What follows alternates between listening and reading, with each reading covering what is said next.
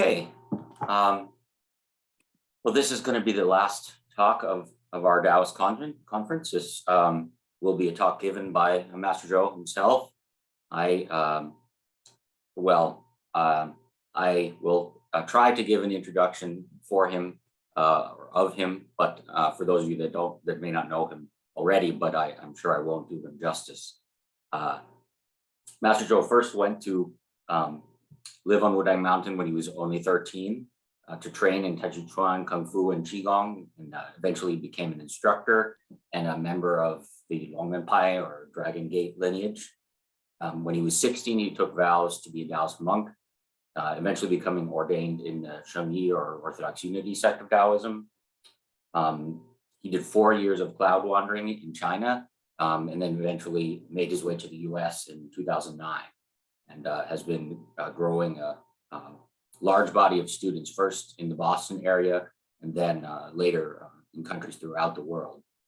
And then in 2018, Master Zhou opened the Xuanju Daoist Center, where he now lives in Francistown, New Hampshire, a beautiful location, as a meeting point for training in Daoist practices, Daoist cultivation, and also cultural exchange. And he is going to talk to us today, share with us today some reflections on his life and his journey as a Daoist and the Daoist way of life. So with that, Shifu, the screen is yours. Okay, thank you. Okay, everyone speak. Yeah, I'm in Zhou Xuanyun. So in US, my profession is Tai Chi teacher, Kung Fu teacher, and Qigong teacher. Sometimes also I teach Neidan. Of course, in China, I was living in temple. My profession is chanting and fortune telling. I'm a fortune teller. I was living in temple. So okay, now I want to maybe a lesson. Help me translating as maybe more easy for people to understand. Okay. 所以呢，就是我来讲关于我的生活吧。怎么说呢？我的生活是我从来没有目标，也从来没有一个 goal， 我从来不知道我的生活是什么样。那我小着呢，从来没有想过去学功夫，然后去学了功夫，从来也没有想过可能会成为一个道士，因为在那时候也是对我来说很陌生，我当了道士，然后从来没有想，连做梦都没有想过会来到美国，但是我来到了美国，包括我来美国教功夫，我做梦也没想到我会做一个老师然后现在做这个道教中心，我也从来没有想过，我现在做了一个道教的一个文化中心。So Master Zhou's life has been full of many unexpected occurrences. When he was very young, he had no idea that he would start studying martial arts, and yet he did. And then he had no idea that he would become a Dao Shi, a Daoist priest, and yet he went and did that too. And then even in his wildest dreams, he had no idea he would end up going to America and becoming a teacher here, and yet here he is. So there's been many unexpected occurrences throughout his life. 那我们来到那个美国呢，就是怎么说呢？就是教这个功夫，因为我们接触的是这个教这个功夫，教这个太极特别容易，就是怎么说生活就是你可以赚钱。然后教这个道教的，好像在这面很难，也没有这个氛围所以我最早接触的是一个就是一个 master 样，就是做这个太极的 I forgot 就是他们的一个公司，然后呢，他说哎，那你在正面就教这个吧，然后帮我传一些碟子，然后教着的确不错然后呢，后来呢就是参加了，在正面也不错，然后我毕竟是个道士嘛，就是道士然后呢就是经常也在网络上看人们很多人对这个道教挺感兴趣的，然后参加了几次这个道教研讨会，然后又接触了一些人对道教感兴趣的，我说还不错，然后呢我说哎挺有意思的，所以有的时候也给他们讲课，包括到这一些大学，我们说是那个就是波士顿的 BU BC 好像还到你们的 Brown 呢，我觉得好多人对这个挺感兴趣的，那我就想着那行吧，既然我知道，那我都可以教给别人，对，可以让别人来了解这个道教。So when he first came here to the United States, he began working as a Kung Fu and Tai Chi Chuan teacher because it seemed like that was the best way to be able to make a living and to be able to survive. And when he met a Master Yang and was talking with him about how to do instruction, he worked for a little while through his company. and discovered that he was actually pretty good at it and could get a lot of students through that way. And at that time, he didn't think that Daoism was something that was particularly popular, or that it was something that he could survive doing. So he wasn't actively pursuing it until slowly he started encountering more people who were, in fact, very interested in Daoism. And he went to the Taoist conferences that used to be biannual, now are usually about annual Daoism conferences. And started talking with people there and finding out how interested they were in Daoism. And he was invited to talk at various universities like Boston University and even at Brown, where discovered there were actually a lot of students and a lot of scholars who were engaged in it, and so has been increasingly teaching more and more classes directly related to Daoism itself. 那为什么我想就是说，哎，那我就是做这个吧，然后包括做这个道教中心啊，我想怎么去做呢？因为就是我的确到那个 conference 啊，到这种很多的不同的地方讲这个人们看这个人们对道教，我觉得他们的这个想法、这个误解和我在中国这个道教完全是不一样的。那我们来就是很多人啊，就是我们经常讲一些人做啊，我们都是道士啊，然后往那一坐啊，看着啊什么都不做啊，然后都是道士，然后呢非常有意思那我说有的一次就是遇到一个就是在一个 conference 讲到这个人就是这个生表，就是烧这个信啊，上这个天上给这个神仙，然后他拿了一个就是我们平时用的这个信封啊，这个信可以邮寄到天上，我说。怎么能这样？这个不对呀、那和我们道教的不一样。然后我都给他讲解，那这个就是我们道教就是真正的用的这种表文啊，这种用的这种表统，就是说我们要不同的就是你的家庭住址，你所有的这种心愿，然后而且我们这个表统呢，它升到天上，就是每一个神仙他管的不同的事，你要升到他所住的这个地方，我们来说才有用啊，对这个道教来说，对。So, as he has been encountering people in the United States, he's encountered a lot of folks from different backgrounds who are approaching Taoism in different ways. And this includes a number of people who, at these conferences and at other locations, would say, oh, yes, I'm a Daoisher, I'm a Taoist priest, I have some sort of ordination. And but a lot of times they would accompany it with things like saying, oh, well, how do I practice? I just sit here not doing anything, or just kind of following whatever their own kind of interpretation was. And so this included, for example, talking about how to make offerings with incense. And one person he was talking with said, oh, you could just use anything, whatever's there. But in fact, there's all kinds of regulations within Taoism. So he's got a picture here of very specific types of things that you can use for the offerings. It has to be done in a certain way. And in fact, each different god within, in some contexts, have their specific rules for approaching each of them. And so those are things that he realized were not being communicated adequately. 那我们来说，那个我们就是说，那来到美国，我都经过那个去不是研究，经过在网上查找啊，看一看，就不同的人这个讲课。哎，那讲到这个美国很有意思，它的这个道教，它有在很多不同的这种层次的人组成的，我们都说最早的、很早的这种人，其实他们就是对我来说那种 hippie 式，然后他们喜欢的是这种道教，这个道德经解释的和我们解释的也不太一样。然后第二部分呢，我们说是个学者，很多的学者就是在研究。但是来说这个学者对我来说有问题，我也遇到过中国的一些学者，然后他们好多这个学者呢，他们就是说在这种 research， 他们自己只是说这是道教，这是道教，他们自己并没有修炼，并没有打坐，并没有真正的深入这个宗教的生活，所以他们很难体会到，所以他们都是一个旁观者的角度来看这个道教。那还有呢，就先翻译这么多吗？ So coming to America, he immediately realized that American Taoism, so to speak, was composed of many different kinds of movements and interests that were coming together. So of course, was one of the early influences in making Taoism popular in the West was the hippie movement that was kind of interested in early translations of the Dao Jing and its application to their larger views of society and life. And then he also found another really significant involvement and engagement with Taoism was through scholars, usually at universities. But the critique he found of the scholars was that, or the criticism he has of the scholars is that a lot of them, and this is, for example, meeting some scholars in China even before he came to the US, they would become very interested in their own research and would say, after analyzing texts and history and so forth, and say, this is what Taoism is.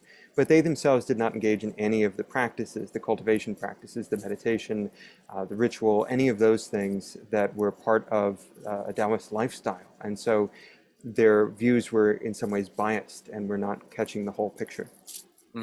那我们还有这个巫术，那很多就从中国学完功夫出来以后来到美国，就到中国到一些地方，头发一扎，衣服一穿，哎呀，我就是个道士，我是从哪个地方来的好像这个都不错。然后有一些那还有一些学这个医药的，其实这个医药呢，中文 Chinese medicine 的确他们也不错，但是他们大部分的是这个就是说做这个医学的。但是像我们有很多的学生是练这个是 acupuncturist， 很多都是这一个他们也学我们这个五行学很多，的确需要学这些东西，你才真正的了解这个医学包括这个医药他们就是很多东西呢，包括现在有这什么 medical 气功，就是这个这个我觉得很有意思。这个而且他们在 medical 气功很多的时候，他们会用一些道教的一些这种怎么说，这个像这个法术一样我们说哎，你画符念咒然后这个气怎么给人治病，我觉得非常非常有意思所以说哎，这很多的人组成这个很多不同的部分，但是每个人都在做他们的我觉得也挺好。但是我觉得吧，如果要真正的来了解这个道教的话，更好的一个全面的来了解这个道教，而不是只拿一部分，这个就代表怎么样，你是一个道士或者一个道教，或者说不去就是说 agree 就另外一个人讲别的你们那个不对，你们那是封建迷信，或者你们那个不对，你们不是真正的道教，这个不对，其实道教它包含的非常非常广。So some other groups that he encountered were martial artists who would, of course, in some cases just wear certain clothing or put their hair in a certain way and say that they were Taoists, and some of them bringing it into their practice as well. And then the last group that he found that was really, really engaged with Taoist practice were people involved in medicine, through Chinese medicine. And he has a lot of students who are acupuncturists, who are going to Chinese medical school, or who are teaching at Chinese medical school. And he's found that, in fact, in many cases, people from these different groups have very deep engagement. He's even met people who were using some techniques like using incantations or talismans as ways of being able to do healing. So sometimes very deep engagement with Taoism. But his view is that the very best way to understand Taoism is not to take one of these views by themselves, but instead to see it in its entire complexity, and not to just say this is the one piece, and so we shouldn't deal with these superstitious elements or this part of the past and try to be dismissive of certain components. It's best to see it as a whole. 其实我们也不能讲这个道教在美国也出现这种问题，其实在中国也出现了很多很多的这种问题什么叫问题？我们说是这个传统道教和现代道教它是有区别的那我们说来讲在中国的这个传统这个道教吧那最早就是说一个是修行，我们讲是个修仙的确是这个像很多有钱以后或者是说这个就是这个怎么说呢，就是生活物质条件非常非常好了，那这些人都这个想长寿就是说贪恋我们说这个荣华富贵，就是能岁数大一点或者成神仙享受更多的这种或者长生不老，能享受更多的这个人间的这种生活这是一些这些人那还有一些人呢，他们是为了信仰，我们就是信仰这个神仙他能保佑我们怎么样，甚至就是我们说是在中国很多这个生病身体不好的那我们都说哎，这个到道观里面去出家修行然后就改变他的这个命运，通过一种方式来改变他的命运就是或者让身体好这是一种有信仰的然后也有的说是到这个发这个愿到这个道观里面伺候这个祖师爷，伺候这个神仙，就是我们说是做他的奴隶吧，应该不用说是奴隶，就是来伺候他们，就伺候他们的香火，来照顾他们。那还有一个呢，我们就说学艺。什么叫学艺呢？很多人就说，因为在道教里面，它本来对我来说，这个道教它不光是一个信仰、一个修行，更重要的是为了生活可以去学艺，学很多东西我们刚才说，你可以学这个修仙、学功夫、学武术、学内丹包括这个学这种医药，它都可以学。有的人呢，就是在这个社会上面，这个生活不太好，那想，哎呀，一些道士有在这种很好的这种 skill， 甚至有这个 magic， 那我去学这些东西，我可能以后会有很好的生活。对，这是传统的这个道教，它存在这3个方面。对。So, in fact, it's not just American Taoism that has some of these issues, but there's actually issues with Taoism in China as well. And part of this is there's a division that he sees between what we call traditional Taoism and modern Taoism. Now, in traditional Taoism, there's many different facets to it or ways that people would approach it. And so one of them is Xiuxing, is cultivation. And this is something that you would see sometimes for people who, when they had already reached a certain point in life, when they were successful, when they had made enough money, they would start thinking, wow, I would like to extend my lifespan, or I'd like to be healthy, older, and longer in life, or even live forever, and would get very involved in different kinds of cultivation practices as a part of that. So you see a certain movement there, particularly like older alchemical movements, people getting very involved in getting the resources. There's also a lot of people would come in through different forms of belief. So you'll see, for example, if someone's sick, that they might go to the temple and make offerings to the different gods and spirits there, hoping for the intervention and the assistance of the different gods and spirits in helping their illness or helping them in various areas. Or even, in some cases, people would actually leave their homes and take vows to enter into a monastery or into a Taoist lifestyle in hopes that that would be able to help them with whatever ailments that they had, and so in that way transform their lives. And so that's a kind of belief in the system. And then lastly, there were also a lot of people who, and this is where he thinks maybe kind of one of the more interesting or more genuine ways of looking at Taoism comes in, is through the studying of different kinds of arts. So we've talked a little bit about this idea of studying martial arts or studying medicine or studying all sorts of different techniques. And that this is one way of thinking about Taoism, not so much as a way of belief system, but as a collection of different things that you study that are brought together that all move one forward in a direction. 那我们就是说，现代这个道教，它也有三个组成部分，都是基本的三个组成部分。一个就是我们说出家，像佛教一样，那家庭有很多矛盾呐、或者说离婚呐、生活很难呐、就是得我们说看破红尘，像佛教一样，那我就到道观啊去出家去啊，就好像是我看破红尘了，我什么都不要了。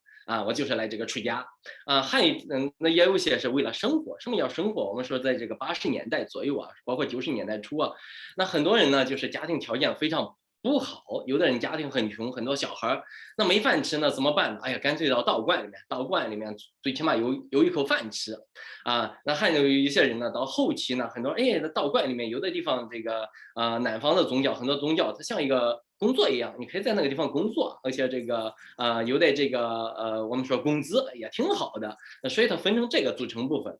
那但是关于这个培训这种学院，我们讲还有这个学院培训这个学生本来这个传统这个宗教的话我们说道教的话，它是师傅收徒弟，它是以心传心它是它有这种传统的这种 spirit， 就是我们的灵魂在里面。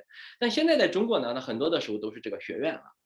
那很多这个学生呢，一进来以后，就是说统一收这个学生，有的说你这个身份证什么东西合格以后等于送到这个中国有很多的道教学院，送到那个里面因为我并不说它不好，或者说我反对，也挺好。但是来说的话，它就是说没有的这个灵魂的这种东西，它可以说大批培训。那就像我们说是做饭或者做什么东西的话，你要是自己的话，或者开工厂养什么东西，你几个的话，我们说做饭做一个小锅做出来味道不一样，你个大锅做很多的饭，就是 factory 它是连线加工，它所有的东西都不一样了所以说它有一点对我来说，和这种传统的这个宗教、传统的道教，它失去了一点点的这种我们说这个灵魂的这种东西但是我希望，但是有的地方还在保存着，偏远的这个小的这个道教，有的地方还是按这种收徒弟这种形式就是说必须这种手法，那收徒弟有的徒弟呢这样拜师，然后去学艺，但是也有，但是不多了现在。So modern Taoism also has three kind of large engagements with it, or general engagements with it. One is for groups of people who really do want to seek some kind of deeper, maybe spiritual knowledge. You have folks who will actually still enter into monasteries, they'll chujia, leave the family, to engage in that sort of deeper way with the practice. But you also have people who, for the purpose of living, of shenghuo, of just living their lives, become involved in Daoism. So this was something you'd particularly see in the 80s and 90s when the living conditions in China were not really great. For many people, entering into a monastery was, or taking up a religious life was a way of having a slightly better living condition. Or you'll sometimes see people who, as they are getting older in life, they see that this is a way of being able to support themselves or have a decent lifestyle. And so there are a lot of people who got into Daoism in the modern era just for that, for the purposes of a material life. But then the third way that you see a lot of people kind of getting involved in modern times, which is kind of unique, is through different seminaries and different schools. So whereas in earlier times, the way that someone would learn Taoism would be directly from a teacher, the teacher would directly teach particular students. In more recent times, there's been a movement towards kind of school-based systems where you have kind of like we think of it with universities or classrooms. You have one teacher and you have many students within in the same classroom. And they'll give kind of a generalized version of Taoism rather than the very particularized version that students would get directly from their master in the past. Now, there are advantages to this. It can teach a lot of people. And it's not that Master Zhou thinks that it's inherently bad that there's this change in educational styles. But it lacks some kind of element of the spirit of the original teaching, because the metaphor he used is if you think about cooking a meal, there's a very different taste from when you cook something in a small pot that's a really carefully selected thing versus if you take just a big pot and you throw all kinds of things into it. You get a different kind of flavor, and there's a different kind of spirit to it.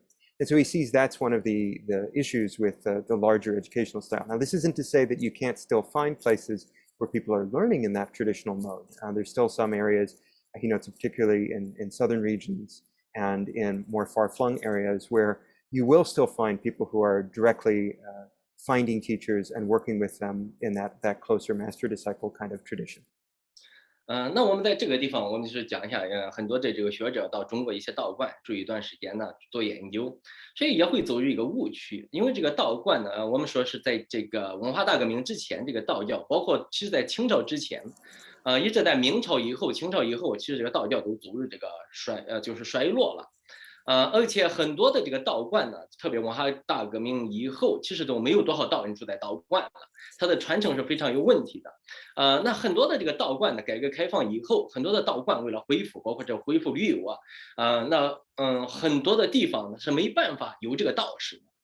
那很多那个道观呢，就是在中国这个道观呢，它都有点不同的形式存在。像大的道观呢，像这个华山呐、武当山呐，或者有的崆峒山，有的地方它有这个老的道士包括一直在那个地方，就是走一个两个，有的三个四个，就说不多在那。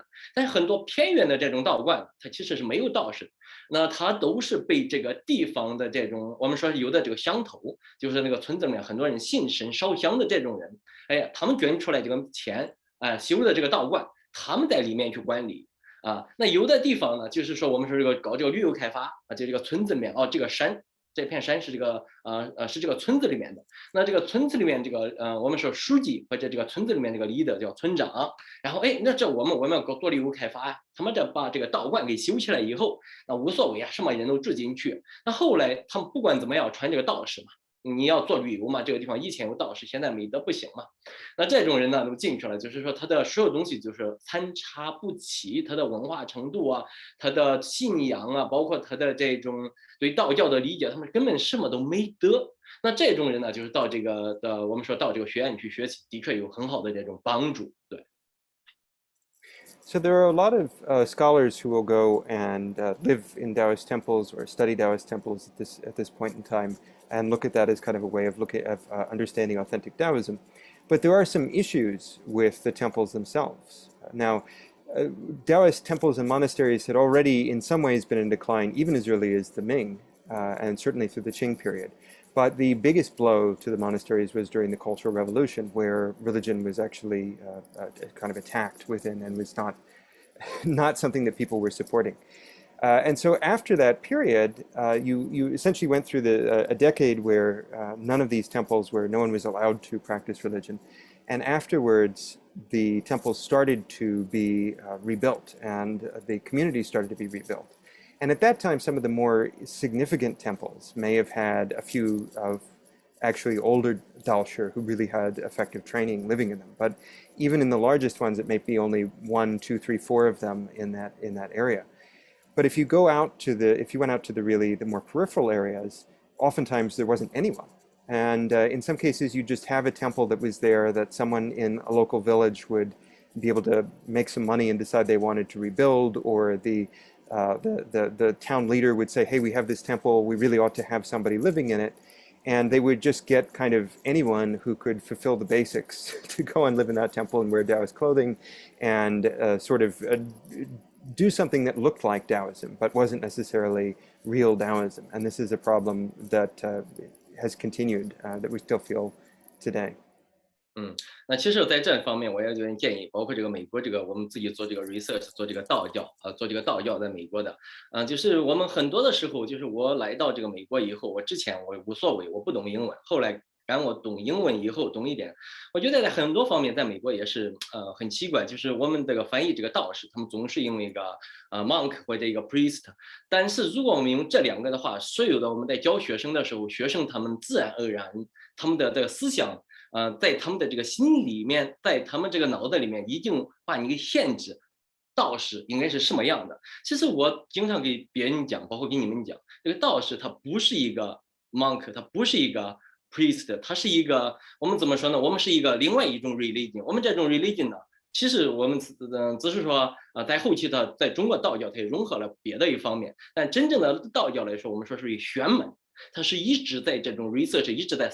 就是学习，一直在研究我们的人体在这种与宇宙的关系，一直研究宇宙的关系人体的关系，所有的关系，怎么样？就是第一个呢，这个道士我们说成仙嘛，第一个就是怎么样让你这个能长生不老，或者是说不死，或者怎么样的改变你的身体，我们不管从外丹到内丹，它都是一样的。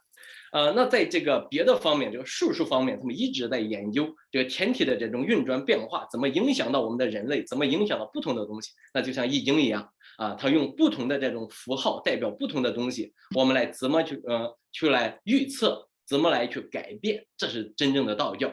它不是一个我出家了，我就像一个 monk 一样，我不结婚，不做这个，不做那个，这只是说就很小的一小面而已。So this is a place where he wants to make an important point. So when Master Zhou first came to the West, and his English was still developing, he didn't really think much about this. But now that he's gotten a much better grasp, he realizes that oftentimes in translation we take the term Daoshi and we translate it into something like Taoist priest or Taoist monk. But actually these terms are not very accurate. And when students hear these, they start to build an image in their mind of what a Taoist is supposed to be like. But that isn't really true.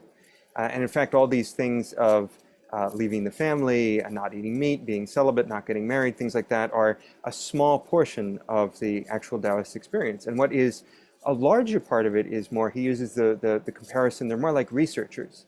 They're very interested in constantly going in and researching the relationship of the human body to the cosmos and the way that through different kinds of alchemical practices, thinking about how to transform the human body to make it fit more with the rhythms of the cosmos, or looking at those external signs, things like the I Ching, the using different kinds of symbols to try to be able to trace the different patterns of the cosmos and to understand them and the effects on human beings and how to deal with those effects. And so that's a more sort of accurate representation of Taoism than thinking about it in terms of these categories that we get from other religions of priests and monks. 那就像今天你们讲这个你和这个我们来讲一下这个道教的这个法门，就是我们刚才讲了讲这个很多的东西。你看道教，我们不管所有的东西都围绕着这个健康，基本上都是围绕这个健康围绕这个身体的一个怎么去改变你的生活，改变你自己第一个像你们三个就是所有讲的，第一个呢，我们来讲一个是就是念经，那就在道教里面我说念经是也可以成仙得道的。我们所有的念经呢，就是我们通过这种诵和这种念和这种唱，它就像有一个气功这种吐纳，它也是一种修炼方式。而且在念经过程，经文里面有的很多不同的这种功法，这种咒语，包括很多不同的东西。我们说是诵经万遍，妙理自明，就把这个经读10000遍以后，你慢慢的都知道这个经文的这个意思了。然后你就要读一遍不懂读2遍，2遍不懂读3遍，你就读10000遍以后你都明白了，这是一种修行的法门，修行的方式那我们说这个路易斯他讲这个戒律这个戒律呢，也就是一种自我修行的一种方式，就改变你那我们在这个道教里面，我们讲说，哎呀，一个人他的这个命运，就是说你的这种就是因为你的这个性格主宰了你的这个命运。那所以通过这种戒律呢，来改变你的性格，让你的性格让你这个性格改变以后，你的命运自然而然改变。所以说，我们是受戒，也是一种法门，一种改变。那还有这种我们说的这个内丹、气功这种修炼那就是说这也是另外一种法门。对。So there are many different kinds of cultivation practices in Taoism, and we've talked about a number of them over the course of this weekend and this workshop. So, for example, talking about reciting scriptures. Reciting scriptures has all kinds of different aspects to it that can be seen as cultivation. One of them is actually the physical practice of reciting it. Can be seen as a kind of tuna, a type of breathing practice that can help transform and can be physically effective. There's also an element to it that by again and again encountering the same text and reading it and reciting it, one understands it more and more. There's a saying that if you read the same text 10,000 times, finally you'll be able to get some of its meaning. You'll understand it. So the idea that if you read it once, you may not get it. If you read it a second time, you get a little bit more. A third time, you get a little bit more. Do it 10,000 times, and finally you'll have gotten the real core of that scripture, and that reshapes a person. The idea being that we all have a kind of destiny, or really a sort of configuration of events that are focusing our lives, and that by encountering these texts over and over again, we are changing that destiny or changing the way that we encounter them. Similarly, precepts that we've also talked about are ways of being able to shape a person so that we can respond to that destiny, that set of events which are kind of governing where we'll go in our life. But by using the precepts, they're able to reshape that destiny and move us in a different direction.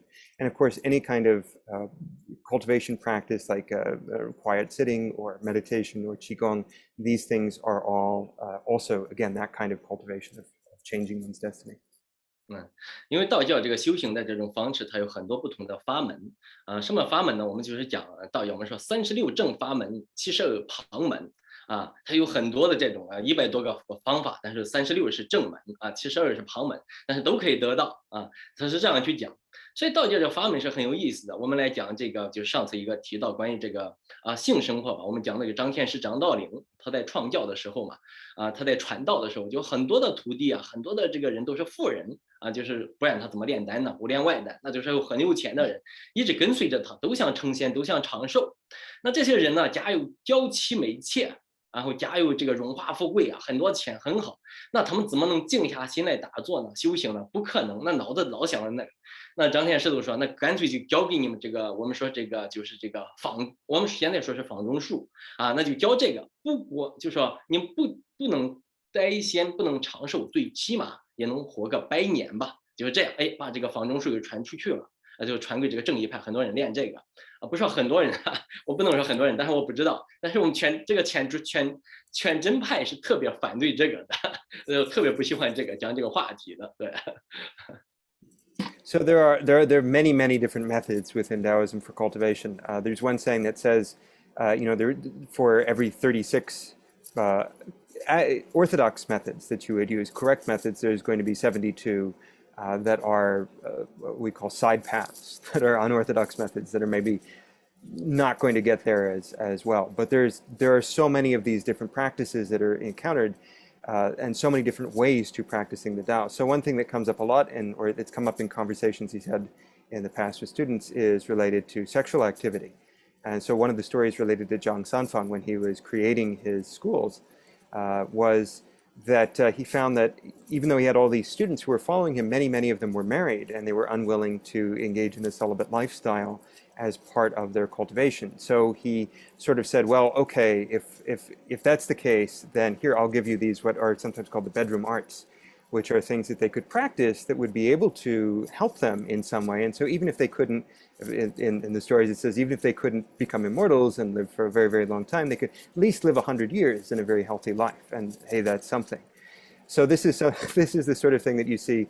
For example, there are some he doesn't want to say most or many Zhengyi Daoshi who are engaging in this, but a certain number of them who are engaging in using these kinds of arts in their practice, even though this is something that the Quanzhen Daoshi who are supposed to be celibate tend to be uncomfortable, very negative about, they disapprove of. 这个也没办法，这种所有的功法在中国这个正义和全真他们是非常有冲突的，包括我们这个穿着什么一类的。你说我在这个道观里面呢，经常遇到正义的，南方的正义特别不喜欢这个北方的全真，在之前啊，现在没问题了。我们说在这个多少年之前，人家说你看你全真，我们现在这物质生活不是没有，一天到晚穿的破破烂烂的，澡也不洗啊，然后你干嘛呢？那个就是说很邋遢、很脏啊，然后这个北方的道士，你看你都修行了，出家还那么在乎讲这个南方的道士还在乎这个物质的生活，还享受这种东西干嘛呢？所以在中国这个正义和全真在之前也是有很大的冲突的。一个人觉得你的这个不对，他觉得他这个不好，但是对我们来说，你看就是每个人有每个人这种不同的这种选择，因为他的师傅他的传承，他的周围的环境影响的，那就改变了一个人对所有的这种事物的这种看法，这是没办法的。So in the past, this isn't as much of an issue now, but in the past there were actually a lot of points of contention between Zhengyi and Quanzhen practitioners in China. So this is even in the 20th century as well, that there would be these sort of debates about quality of material life, whether your living space or your clothing should be really should look very good or should be some kind of material wealth or not, or whether that was caring too much about the material substance. And these sorts of debates would go on back and forth about who was kind of doing the more real practice. But now there seems to be a little bit more agreement and a little bit less of that contention, at least as far as he can tell. 那为什么我们讲那个全真这个道士，他们这个修行吧，有的那个老修行，那一辈子那个外面那个大衣服，就我们叫覆膜衣，就是用不同的这个布做出来的，他们一辈子都没洗过，上面那个油啊都有一层，你看着全是明晃晃的那种油，所以这种油呢，就是甚至这个衣服都能增几斤重都有的这个在以前，所以那个南方的道士看这个天哪，接受不了，但这就是全真这个修行的这种形式。包括在这个特别在这个西北，中国的西北呀，这个很常，在以前，在这个80年代、90年代都还是很常见的这种。So like one of these things was in the 80s and the 90s, you would often see, particularly the northern and particularly in the northwestern part of China, the Quanzhen Daoshi who were practicing there had one of the things that they would do is, of course, when it's cold, you have to wear some heavy outer layers of cloth, and they would just not wash them. They would be practicing and practicing and practicing, and they wouldn't do anything to clean the outer coats. And so the southern Zhengyi practitioners would look at this and say, "Oh, that's disgusting. You should be taking better care of your clothing. You should be washing." And this was just part of the cultivation practice, was that they wouldn't change this. They wouldn't change the clothing. They wouldn't wash it. And that was one of the things that they did.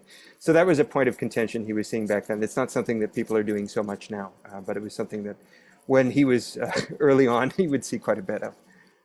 那肯定，但是有信仰的人会觉得这个，哎呀，这个里面有在这么脏的东西，有油，这个才好就像这中国人玩镯子什么一类的，我们是叫怎么说呢？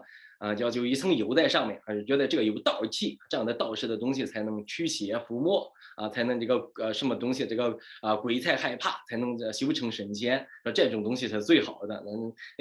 就是很多的人他有不同的这种信仰，不同的信的这一面。那对全真道士，很多人就说，哎呀，这个师傅如果把这件衣服传给这个徒弟，这才是真正的徒弟就像一辈子不洗的衣服传给这个徒弟才是最好的，这个很常见，对。So there was I guess there was a belief system that was that actually with these clothes that weren't washed, the oil or the substance that would go into them, the more that was there, the more it was kind of a representation of the spiritual cultivation that was involved in it, that it got one closer to connecting with the immortals and the spirits.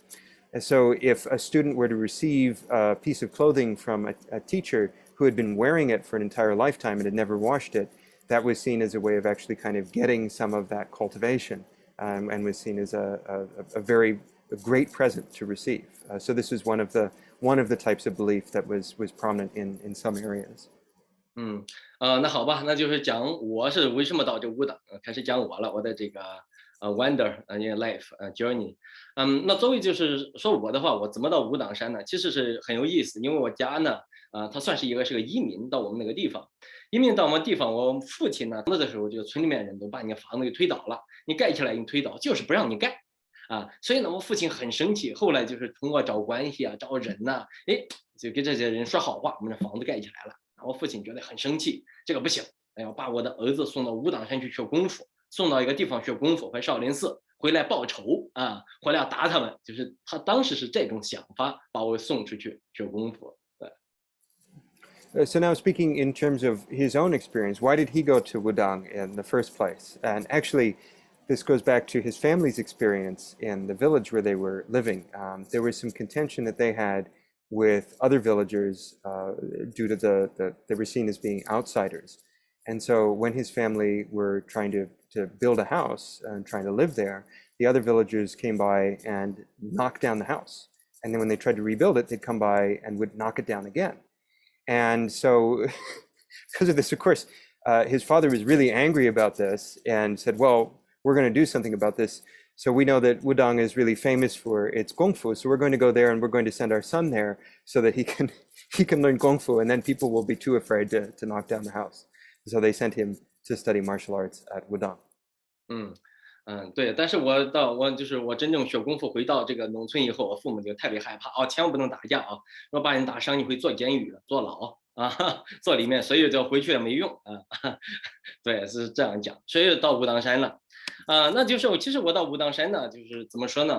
对我最早到这个武当山的时候，那真的是武当山是非常非常不错，就是我从来没有见过这种山，就是我家是住在这个平原，很多这个小的土包这个小土包小这种 hill， 就是说到了武当山很大山，然后这个道观这种建筑你就是说不敢想象，东西你都不知道，你像是在这个电影里面，你像做梦，所以你没法形容，只有一种就是敬畏。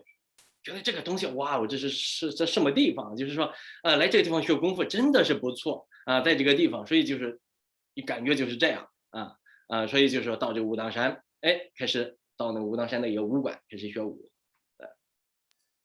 So actually, when he did end up going back home, back to his village, his parents were actually too afraid to let him fight with anybody because they were worried he'd hurt somebody. So he ended up never using his martial arts in that kind of a practical way, although it's had many other benefits. But in terms of going to Wudang Mountain, it was quite a striking experience for him because growing up, there had been hills where he was living as a child, but not the kind of mountains that you see at Wudang. And it was so amazing and so impressive to him to see all these temples there that when he looked around, he said, wow, it's going to be great to study here and to be able to live here. And it made a very strong impression on him. 我打开一个地方，然后我看这个我们就是放一点点录像，就是说我们让大家很多人知道这个武党，但是我觉得还是要放一点点，然后让大家看一看。So we'll look at a little video because even though many people are somewhat familiar with Wudang, this will give everyone else a chance to see it.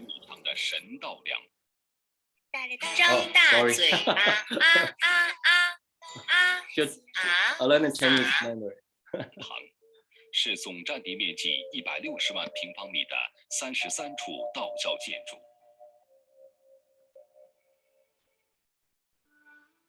这长长的古老世界，诉说着太子毕生修行的艰难。历经42年的潜心修炼，太子终于得道成仙，步入了天的世界。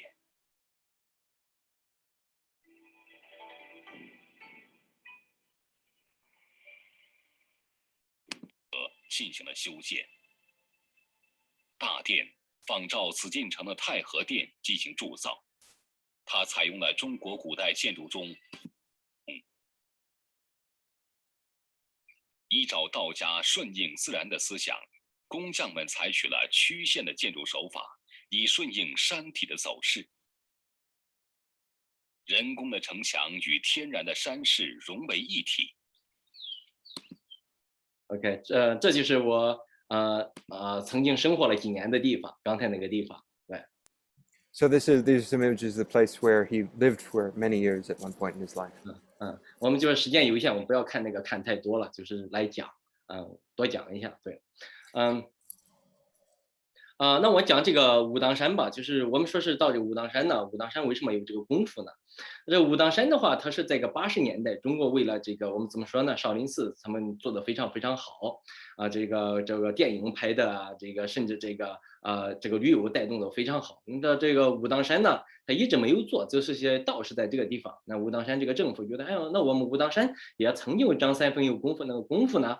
那所以他们都开始这个恢复到这个世界不要到世界，到这个中国很多的地方，就是这个就是懂功夫的人都到这个武当山教这个武当山的这个道士甚至就练功夫的，那就是开始了嘛，我们得找这个师傅到这个地方教，那很多包括武当山以前走出去的这种老道士，都把他们也拉回来，就懂功夫的都拉回来教，所有的懂功夫的道人早要懂，那武当山这个政府就是和这个道教协会一起把这些人请到武当山开始教道人。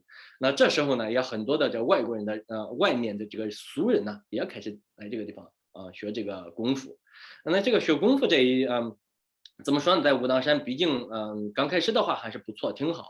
那时间长了，它这和中间的武当山这个道士修行的人都会出现一种矛盾。我们说这个先翻译这么多吧。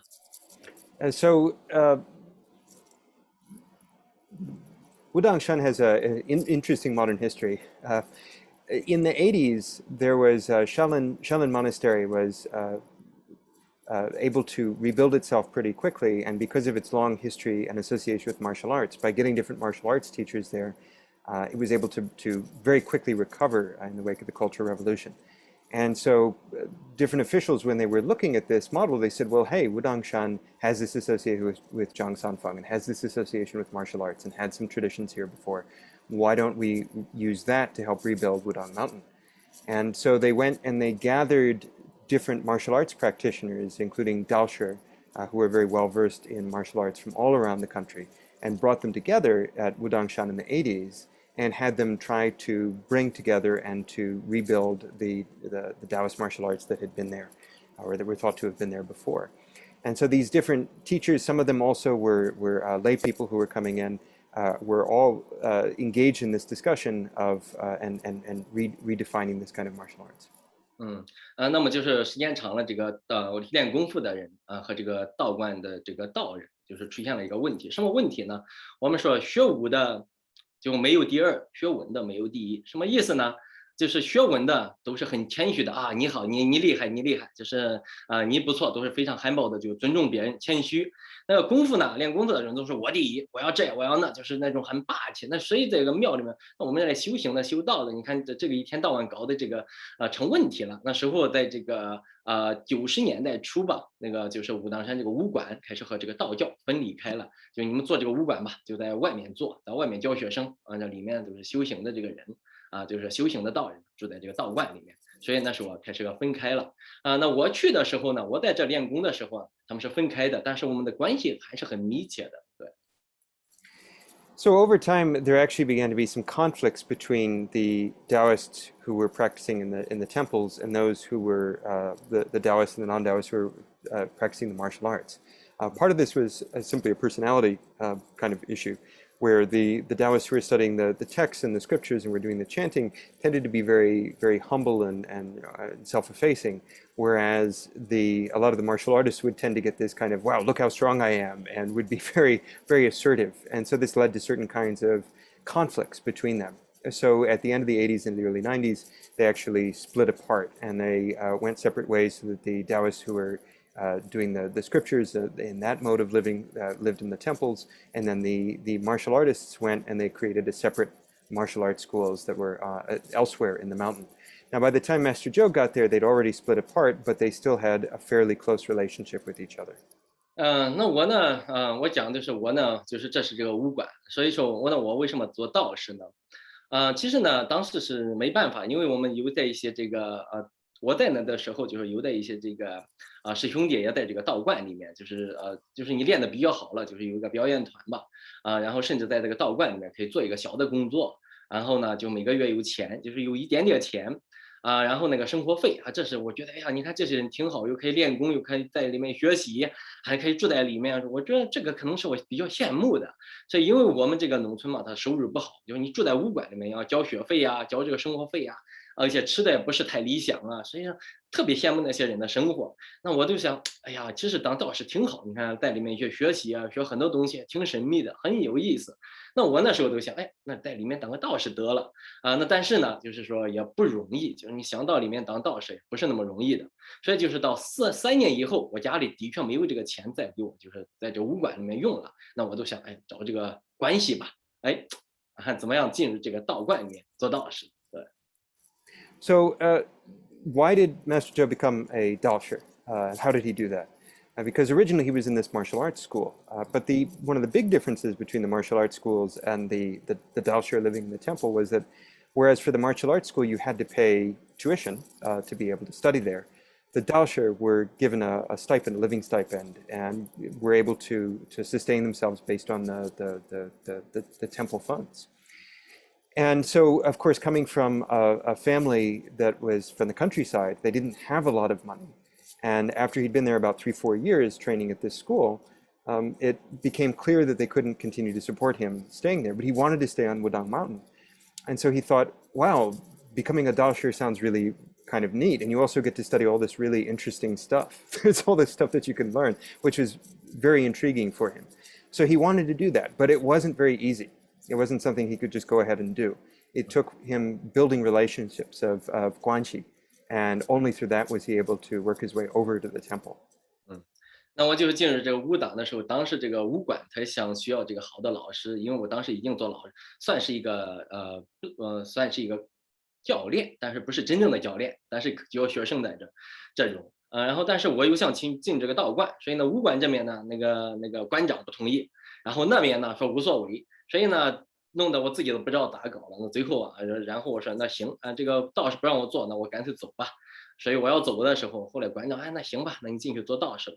那我就进去做道士，进去做道士不错然后那个什么，就是这个里面的那个比较大的这个说同意了，然后说那行吧，进来做这个道人，反正这个道观里面需要一些会功夫的，做这个保安吧，然后包括验门票在里面维护这个秩序，需要这样的人。那行吧，那我这样就进去当道士。但是如果传统的做道人，这是不一样的，这是不行的，而且在这个大道观是很难的，就是说那看我们来说也看缘分了。怎么说看缘分呢？就是传统的来说，你就要到这个道观里面，你说你要修行出家，你刚开始那是很难的，要做这个很多不好的苦力活，一天到晚要干很多很多的活。我们说就是考验我那时候是考验1年到2年吧，就2年什么都没有。然后呢，就是只管吃，然后这2年过了以后，你在里面拜一个师傅，然后才是正式的当道士。这时候道教才会给你发一点点，我们叫丹钱，才会给你发一点点钱，就生活费一样的才发。但是我呢，就是怎么说呢？通过这种关系吧，因为我自己有在这种会点功夫，然后直接就进去了。进去直接刚开始也没有3个月4个月，也没给我什么东西都没给我，就是吃住。然后到第5、第6个月我也不管，反正有吃有住，可以练功，可以学习就可以了。然后第4个月，每个月开始给我一点点钱，可以用了。So at the time, he was fortunate enough that there was someone at his school who could be considered a coach, but was a little bit more than that, who had some really good connections with the Daoist temple, and was very supportive of encouraging him and getting him over to the Daoist temple, even though at the time, the head of the martial arts school initially was not supportive of this, initially objected to it because of the intervention of his coach. He was able to get the support that was needed and to make the connections to bring him over to the temple. And at the time, the head of the temple also was very quick to accept him, again because of these connections, but then also because, as they said, well, we need somebody who can help us with our security and with some of these general tasks. So having somebody who studied some kung fu, some martial arts would be really, really useful. So they very quickly made him a part of the temple, and within a few months, he was able to go to this level where he was supported. He had things to eat. They even had, they call it danqian, which is this kind of almost like an allowance, the elixir funds, literally, that would be given to Taoists as a way of supporting just living expenses. Now, in traditional contexts, it would not have been this fast. Again, this is something that he was really fortunate. He had the good luck, the yuan fan, as we'd say, the fortune to be able to get this this connection. But traditionally, what would happen is a student would show up at a school, would express an interest, they'd show up at a temple, would express an interest in joining the temple, and they would be subjected for 1 or 2 years of oftentimes very, very difficult labor without a lot of support, and would be put through all kinds of uncomfortable situations as a way of testing their resolve to see how well they would fit in with the community. And at the end of that time, they would go and they would officially recognize a teacher. And when they receive that official recognition, the teacher officially recognizes them, then they would finally be considered a part of the temple. But again, because of his connections and he'd already been there for a while and he knew people, he was able to kind of move past that more quickly within a few months rather than in a few years. 那我们这种道观呢，其实它也分2种道观，一个叫子孙庙，一个是这个丛林庙。就像我们武当山呢，它是半子孙半丛林，什么意思呢？这个丛林庙呢，我们说是它不可以收徒弟，师傅是不能收徒弟的，只收这个道人，就是已经就是说就是好多年以后的道士，就是说老道士或者说年轻道士，一定是道士，我们说受过这种戒的或者受过禄的这种真正的道士才能去挂单，就是新道士他是不收的，这叫丛林庙。那我们还有就是我们这个武当山是半子孙庙，你可以收徒弟，那有的地方是子孙庙呢，只收徒弟不挂单。那武当山呢，有别的地方道人来了也可以住那武当山呢，道人呢也还可以收徒弟。所以呢，武当山很有意思。那武当山那个地方有什么华山的道士、茅山的道士，什么地方的道士都有，都给你挂单，只要你这个不错。对，在武当山。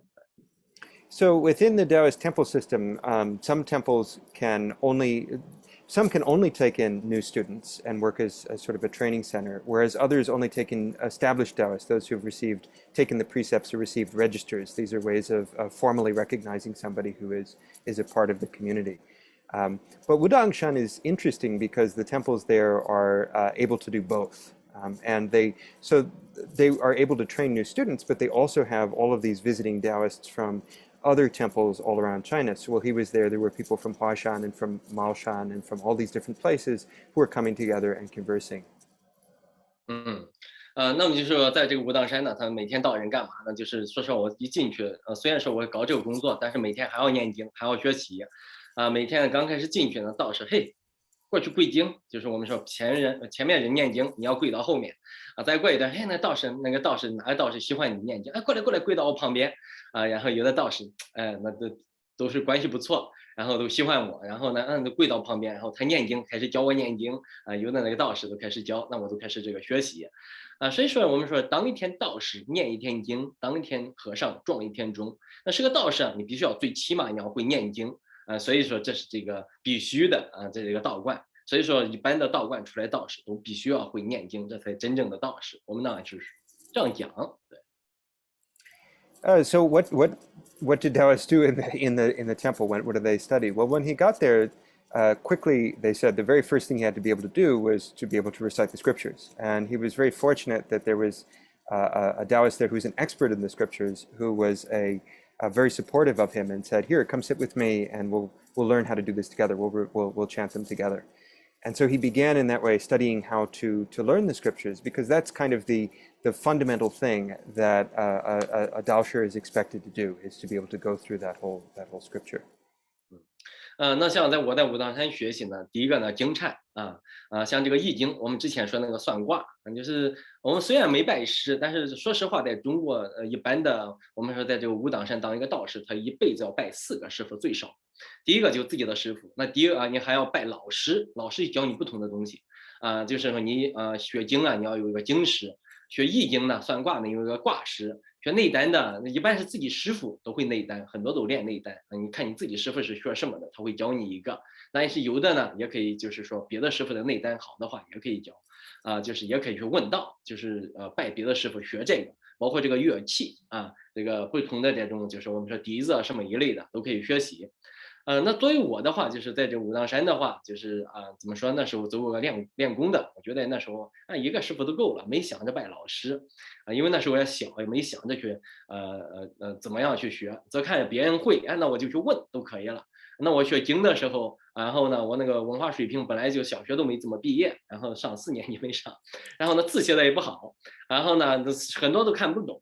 那我就拿一个新华字典，然后见个道士都问这个字什么意思，找道士，反正见一个道人都问，一个不懂，所以我那个经书那个三的都看了，就是他说，这个人他不懂这个字注的，我的整个经书写的是乱得很，就是很多不同的这种那个我自己的这种意思，或者这个拼音或者简体字很多的东西在那旁边，就是让去学习，包括这个学这个易经。那就会看那个师傅在教别人，或者这个师傅在算卦什么一类，我就站在旁边看，然后就问，所以我很多东西是这方面学来的。So on Wudang, at least, there are oftentimes one would have many different teachers, sometimes even 4 different teachers. So there's the shifu that one would that would officially recognize one as a disciple. But then you'd also find another teacher who would convey other aspects of the Taoist practice. You'd have someone who would be a scripture expert, teach you the scriptures. Someone who would teach you how to read the I Ching and how to do divination. In some cases, although usually one's own shifu would be able to teach Neidan practice or inner alchemy practice, sometimes you would go and you'd find another teacher who would be to do more of that, to learn even more about that. And then also in other contexts, you might also find someone who is who teaches the musical instruments, things like the shang or the dizi or these other instruments that are used in ritual performance.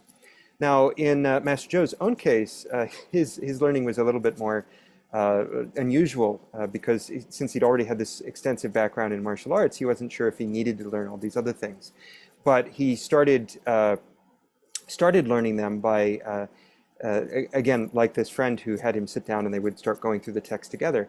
And because he had not had a really formal education up to this point, there were oftentimes a lot of characters, and also there's a lot of archaic characters in these texts, where he would have to go around and take the Xinhua dictionary and would ask everybody, what does this character mean? What does this character mean? And try to figure it out. And so like in Sander's presentation earlier, there were some examples of scriptures that maybe you're not supposed to take notes in them, but that they had lots of notes and variant pronunciations in them. And Master Zhou's own scriptures, and including his I Ching, were just filled with different kinds of pronunciation notes and other kinds of things about the meanings of the text. And he would, when he saw somebody doing something like doing divination with the I Ching, he would go and he'd stand and he'd watch what they were doing and listen to the conversations that they were having. And in that way, he learned a lot of different things just by picking it up. 那我包括这个内丹乐器都是那个有的一些道人他们会讲这个内丹，然后因为道人和道人之间有的时候会讲，他会做这个交流。就是我记得有一个道人姓刘，然后呢他练内丹练得非常好，然后因为他们讲这个脉搏嘛，号脉，然后这个道士给那个人给另外一个道士，他是他是中医嘛，他懂中医，说你给我号脉，就是说他挺厉害的。然后那个人一抓他的手，你怎么没有脉搏呢？然后他跟他笑，你找不到吧？就是这样去玩。那我们就觉得，这家伙这个内丹练得真好，就他可以用他的这个他这个内丹这个气来控制他的这个脉搏的跳动。我觉得，那我们有的时候都可以问问他怎么回事。那有的他会说，有的他不会讲。那但是有的道人呢，他还会讲一些这种东西。So there were an advantage of this kind of community where there are lots of people with lots of different expertises and backgrounds who would be talking with each other, and he'd be able to listen in on these conversations. So, for example, at one point, there was an expert in Neidan, in internal alchemy, who was talking with someone else who was an expert in Chinese medicine. And the Neidan expert says, well, why don't you try to find my pulse? Because pulse diagnosis is, of course, very important in Chinese medicine. And so the doctor goes over to test, and he can't find a pulse. And the Neidan expert just sort of smiles and says, you can't find it, can you? And of course, this is because his level of technique and training had gotten so well that he was able to hide his pulse from the doctor. And so these sorts of things, Master Zhou would look and say, wow, this is really impressive. I need to ask this person more about their technique. And so he learned a lot in this way. 那我们来讲，就是包括这个学这个，我们说这个学易经，你就别人看别人弄，有的时候呢，道人也会交流，就是好俄嘛，年轻道士也要好俄，像有这个道人，那武当山他是我们说是正义两派都有，这个正义和全真两派都有的，包括全真派，其实你要结婚的话，在里面，他并不是说完全说限制你不能去结婚，但是说我们这个道观它也需要一些人去工作嘛，做一些事情。那像有的人这个缘分到了，他说他想结婚，只要不胡搞，找一个好好结婚，就成一个家也没问题。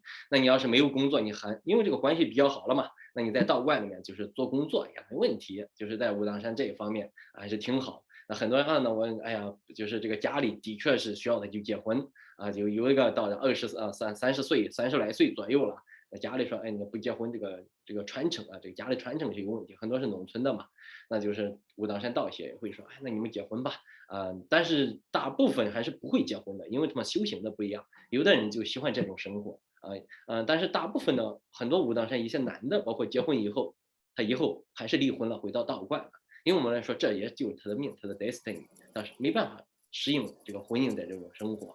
但也有一些结婚的，那我们说这种结婚的，有时候开玩笑，给算算卦，哎，你昨天晚上干嘛了啊？你明天会干嘛？就是互相逗着我说可能有什么事。那经常他们在算的时候，互相逗着我的时候，我们都会学到一些东西。对。So on Wudang Shan, it's also interesting. There is both Quanzhen and Zhengyi Daoshi on the mountain. And even among the Quanzhen Daoshi, there are some of them who actually are married. And part of this is because if they're already married or if there's other circumstances, they're still allowed to work in the temple because they need people to work there. So it's not as though they're completely cut off if they decide to marry. And what was interesting is some of this was connected actually with the way that they would do divination, and they would use the I Ching or other methods to be able to tell fortunes, although tell fortunes is not necessarily the best way of describing this, but like they'd look at each other and would be able to figure out, oh, you're going to marry early in your life, or you're going to marry late, or you should marry now. And so based on that, sometimes they would make decisions about what to do. So some people would discover that they were going to get married earlier, and so that they would decide to go out and do that. Whereas others would, based on the fortune, realize they probably weren't going to get married, and so would pursue a celibate lifestyle because of that. And then there were yet other people who later in life had already been married, but would actually get divorced so they could go and enter into the temple. So when he was there were this divination was actually, sometimes they would do it for fun, and they would use the divination to kind of sit around here, especially the younger Daoshi, they'd sit around and they would kind of say, oh, so what were you doing last night? What are you going to do tomorrow? And they would use this as a kind of way of having fun together and talking about things. 那就是这就是这个在道观也非常有意思。那为什么我开始这个云游呢？那其实就是怎么说？经常我们那个地方有很多云游的道士，包括一些和尚，总是讲外面的事情。我从来没有到过外面，总觉得你像这个楼观台讲很多不同的他们道观很多的故事，我觉得哎呀，外面挺有意思的，好像很大，所以我都一直想，应该是出去走动走动，一直想去学习，看外面到底是啥样，但是自己也不敢。所以也不知道怎么出去。刚好呢，就是这武当山呢，可能对我来说，我们讲就是缘分吧，不说近了，可能到这个地方，我们说一马行起了，这个人就是这个岁数就是要旅行，就是要去学习，旅行学习吧。人的这个命，我们相信这个 destiny。所以那时候呢，刚好有一些这个就是这武馆一些事，武当山这个道教武馆一些事，我过去帮忙，刚好帮忙也闹得不太愉快，我说干脆我就走吧。然后走的时候，其实武当山的道士很不高兴，就是这个leader非常不高兴我走，然后我没办法，我就是想走，那时候我就走了。那然后就是先就是走的时候到因为一个道人吧，一个道友，他自己有个小道观，需要人帮忙，我过去帮了几个月忙，然后回老家过了个年，然后第二年我说不行，我遇到一个道士，曾经是昆仑山的，他给我讲这个昆仑山有多好，我不行，我要到昆仑山去看看所以我就坐上火车，然后往昆仑山方向走，然后走到西安，然后我下车了。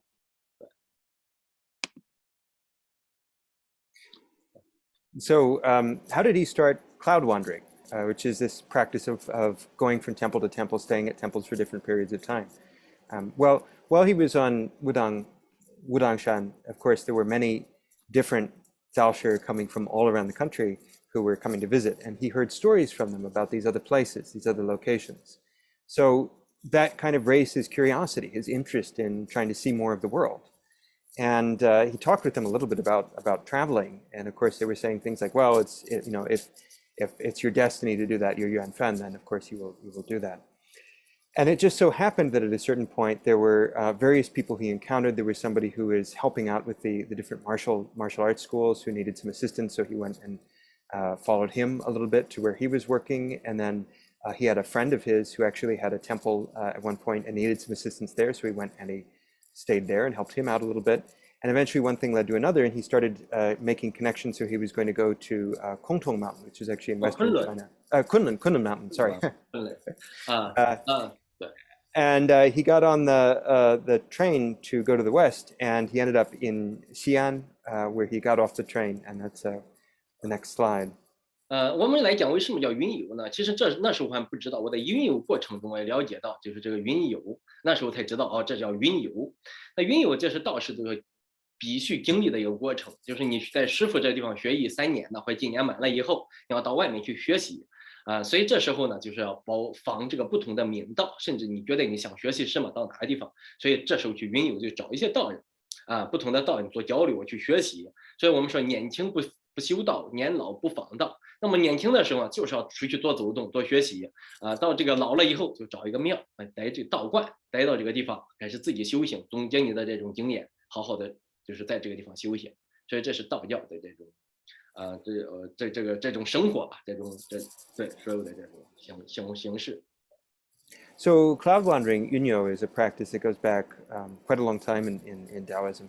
And the idea is that when you're young, it's good to be able to get as much experience as you can, to learn as much as you can from different teachers. And so younger Daoshi would be encouraged to go travel around and learn from different teachers. And then when they were older, the idea was that they would settle down, have their own temple, and would begin teaching and bringing in people there based on the many different experiences that they had. So it's a kind of lifestyle in a Taoist lifestyle. 那么至于云游呢，那就我们叫挂单，就每个道观都是一样的，就是你到哪个地方，什么叫单子，就是你的名字像一个单一样，就是在他们那个地方挂到一个地方，就是不管是到这个厨房啊，所有的人看到了，因为这个道观里面他做饭是根据里面有多少道人做多少饭，所以呢，你的名字放到那个地方了，第一个。先到这个就是这个我们说这个做饭的，我们叫这个饭头吧，或者是库头这个饭头，有做饭的这个头这个leader，然后要给他讲我在这个我来了，要报一个人的饭，然后他就给你加上名字加上，好，多做一个人的饭。那第二步就找到这个管理这个房间的，我们说库头，有的地方要叫知客，一般都叫知客。然后他说那你在这个地方吧，然后给你安排一个房间，所以你的名字挂到那个地方以后，每个人都知道了。你做饭，给你安排房间，就是你在这个地方，然后可以短住或长住。那一般的短住都3天，有的住7天也没问题。长单的话，那一般都1个月、2个月或几个月，就是你要跟人讲你在这里住多长时间都是这么回事。对。So there's a tradition in different Daoist temples called Guadan, which is to basically hang up your name plaque at a temple. And the idea is that if you are a Daoshi, you can go to different Daoist temples, and once you have proved that you are a member of the community, there's a protocol where they will hang up basically your name card that will give you access to be able to get food and to be able to the jike usually is one of the ranks in the temple. Would show you where you can sleep and will give you a chance to eat with the other Taoists there and to spend some period of time. So usually it's for a short period of time, maybe 3 days or 7 days. There are longer periods that people can stay for a month or even a few months, and those things all have to be arranged with the officials who are in charge, the monastic officials who are in charge. But this is a very long-standing tradition within Taoism. 那我第一站到了这个把这个地方到这个西安下车以后，我就那到这个八仙宫吧，八仙 temple 在这个西安市里面，我听说这个地方不错，然后我说武当山也有个道人在里面，我就没事干，先在这里转一转，然后再到昆仑山嘛，然后再买票到昆仑山，这地方一转。然后这个地方然后一个导游，然后都开始讲话，在住了一晚上，开始聊天呢，不错呀。然后别人都开始讲这个周至楼观台那个地方挺好的，挺不错的让我到周至楼观台，要么你就是开始说这个昆仑山生活有多难，多不好过，然后搞得我也吓到了。我说这个还挺远的。我说这个如果要是人家说如果要找这个道人不在的话，那都麻烦了。所以我想一想，那行吧，那我都到这个周至楼观台。So he was on his way to Kunlun Mountain to stay there for a while when he gets off the train at Xi'an, which was on the way. And he had heard a lot about Eight Immortals Temple in Xi'an, which is a very nice place. There's a picture up on this slide here. And he knew some people from Wudang had been there, so he goes and he stays there for a short period of time. And while he's there, he's talking with a friend of his, and that person starts talking about how great another fairly nearby temple, Loguantai, is, and how actually on Kunlun the facilities weren't very good, and you know, if you get there and you don't like it, it's really kind of way out of the way. And so basically talks him into going to see Loguantai and to stay there instead. 那楼观台就写道德经这个地方啊，当时我去了，就是哎，这个任道长在啊，就找这任道长，我想在这地方挂单呢，然后就是常住一下，然后怎么样？然后那个任道长，哎呀，可以住2天，挺好啊，但是这个地方现在人挺满，而且这个里面呢也有很多的矛盾。现在，因为我们说这个道观嘛，因为人一多，我们说有人的地方都有江湖，就人越多，它里面什么样的人都杂。我们之前讲过嘛，很多人这个出家，他就是说在家里面这种行为呢，就是说他虽然说想我来这个道观里面修行，但是他的性格不改，戒律没守，他还是这种性格，把很多的这种怨气、很多东西带到这个道观里面，还是有的也会这个我们不是说拉帮结派啊，几个人就是也有一个人嘛，闲得很，那都是非多嘛，人闲得很多很多问题出来了，但是道观里面人都很闲，所以呢都有些问题。当时这个任道长跟我说。这个是任发荣，这中国道教协会会长，之前他已经羽化了。然后他说：“哎呀，这个地方现在很多麻烦，你要是那个的话，过一段时间再来吧。”然后这样给我讲我想那行吧，我就在这里窝了2天啊。然后呢，遇到了另外一个道士，他说：“哎，我师傅那个地方挺好，他让我到他师傅那个地方。” So he went to Loguantai, which is not too far from Xi'an, and it's thought to be the place where Lao Tzu wrote down the Tao Te Ching before heading further west. So that's one of the claims of the temple. And at the time, the abbot of Loguantai was Ren Farong, who later went on to become the chair of the Chinese Daoist Association. And so Master Zhou goes and talks with him about the temple, and Ren Daozhang was talking about at that time there were some various problems going on in the temple. There were people who still had some personality conflicts and things that they were bringing from outside the temple, and others who were really kind of at loose ends and not really, it wasn't a great environment to be in at that particular time. So he said, really, you should come back here later at some other point when it's in a better situation. So Master Joe says, well, okay, I'll think about that. And while he's there, he meets yet another friend who says, oh, you know, my teacher is really, really good. You should come and stay with where my master is, and his temple is great. 他这个 temple 就是这种很小的一个农村的庙，因为他的师傅在这里头，他师傅是这个练这个针灸，就是说做的非常非常好，而且他的一个因为这个道人之间都会有交流，然后他的这个师兄啊，然后他们的这个师傅，他的师爷就功夫练得非常非常好，而且他的这个他的师叔like your priest uncle 这种，然后呢也是我也认识，我曾经就是在武当山就是在一起聊过，然后一弄大家都认识，然后他说还有个武当山道士在这地方学这个针灸，学中医说这个非常好。然后呢，他这个师傅呢，说是在这个附近非常有名。他给我讲，你到哪个地方下车以后，就是随便找了个车，就是一问这个师傅，谁都知道，因为他这个师傅就用这个针灸把一些人的这个肺癌，就是治不好的这种肺癌，就带癌症的人治好了。因为他师傅在这个周围治病是不要钱的。所有的人过去来这个道观买都治病，谁都知道。所以我一下车然后那些就我们说那种开摩托的，我们要摩的，哎呀，把我送过来，钱也不要，挺好，关系非常好，然后送到这个地方了，然后在这地方待了1个星期，对。So he gets to this very, very small temple that was actually headed by a Daoist who was really well known for acupuncture. And he also had, this is the master of his friend, the Shifu of his friend, the Shiye, which would be the teacher grandfather. So the teacher's teacher was really well known for martial arts, and the Shishu, so the teacher's uncle, so of the same generation in the lineage, was also very, very well known for his accomplishments as a Daoist. And so Master Zhou was able to meet these people and study with them and spend a short period of time staying with them. And the acupuncturist, the Daoist who's an acupuncturist, actually was pretty well known in these parts for being really exceptional in his treatments. He had some success in treating some people who had actually lung cancer.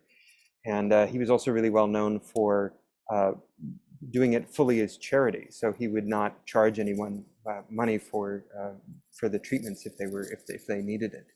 So he was very well known, and Master was able to spend some time with him. 因为我在这地方住了1个星期啊，他们这个地方是每天都是几十人过来找他治病，非常有意思。就是那个他们那个睡的是炕，我不知道你知不知道理解这个炕，就东北就下面是冬天下面烧火，然后是用这个土做出来的，很长，然后能睡10几个人，它有2面，一个有在一个道观里面，这2排，一次我最多一次30多人。在那个地方，他就是针灸，早上去了，就我们在那地方就是给他帮忙，给他拿针，给他扫地，就是做这个，做了这个1个星期，然后我觉得这个挺好，但是好像不是我想要的，我不知道为什么不是我想要的这种去学习或者想要的这种东西，因为我当时还想着说，就是学习一些功夫啊，学习一些别的东西啊，我对这个针灸当时没有太大的兴趣，所以我没有在这个地方住。的确他还是很想让我就在这地方住下去，那个叶师傅，对。而且这个道观呢，就是王重阳修道的地方，就王重阳修道的第一个地方，对，公观，对，全真派。So he stayed there for about a week, and during that time he helped out this master who was as he was treating different patients, and he would line them up on these kang, which are basically a heated bed platform. He had them set up so there'd be several of them lined up, and he would go around from patient to patient. Sometimes I think 30 of them in a room, in different rooms in the temple, and he would go and treat them. And Master Joe would follow along with him and would help out with different chores like cleaning the floor or doing things like that. Or when he was actually treating patients, Master Joe would hand him the needles and would help him with these different tasks. But after he'd stayed there for a week, he realized that even though this was really exceptional work, it didn't seem to be the thing that he really wanted to do, that he just wasn't as interested in doing acupuncture as much as he thought, even though this teacher really wanted him to stay. He felt like this wasn't his calling, and so he wanted to continue going. And it actually turned out this temple was quite famous because it's thought to be the first place that Wang Chongyang, the founder of Shenzhen Daoism, was doing his training and teaching. 那后来就是介绍了，我说，想一想呢，不行，我就来这个华山挂单。那我就来到这个华山，因为华山的时候，我就是坐火车嘛，他路过华山，就是到西安的时候，这个地方这么漂亮，这什么地方？我从来没见过这种山。然后我想想别人，华山有一些道士以前在武当山住过，我想想，管他谁住过没住过，那我到华山去看看。我就在华山，来这个地方把这个单给挂上，刚好一些道士也认识，然后呢，那行，就在这里挂单吧，常住也不走了。然后我就在这个地方挂单，然后住了4个月。So after that, he went to Huashan, which is just a short train ride away from Xi'an. And at that time, he'd heard a rumor from someone that there was a Daoist from Huashan who had stayed at Wudang, who he previously knew. So he said, well, I'll go and ask this person if I can stay. So he finds that Daoist, and after talking for a little bit of time, that person says, oh yeah, it's fine if you stay here for an extended period of time. We have space for you to stay for a while. So he stayed for about 3 or 4 months on Huashan. 在华山派，在这个华山的这个西北，它这个道风非常非常好，包括他们这个在这个学术上面，包括这个修行方面，在华山我遇到了很多有意思的这种道士。我们就是举一个例子，就像这个苏野，然后他是真的是算卦呀，这个搞这个易经奇门遁甲，非常非常厉害，而且他想练外丹，就是我有个故事都写关于他就是想练外丹。因为就是练这外丹没练成，就性格不好，带了肝腹水，然后自己也有膏药啊，慢慢的治好了。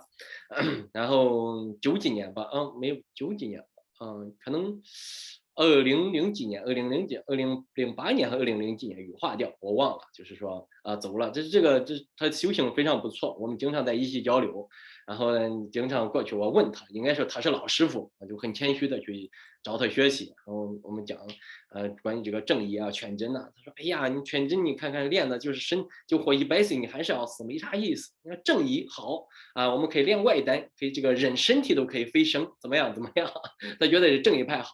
他特别相信这个画符念咒，特别相信这个正义，但是他是全真派，他是华山派老华山派对然后经常讲他的徒弟确实非常学术非常非常高。对我来说，就是见到的这个道人修行方面就是对这个道教的这些研究很多东西的这种理解非常非常好。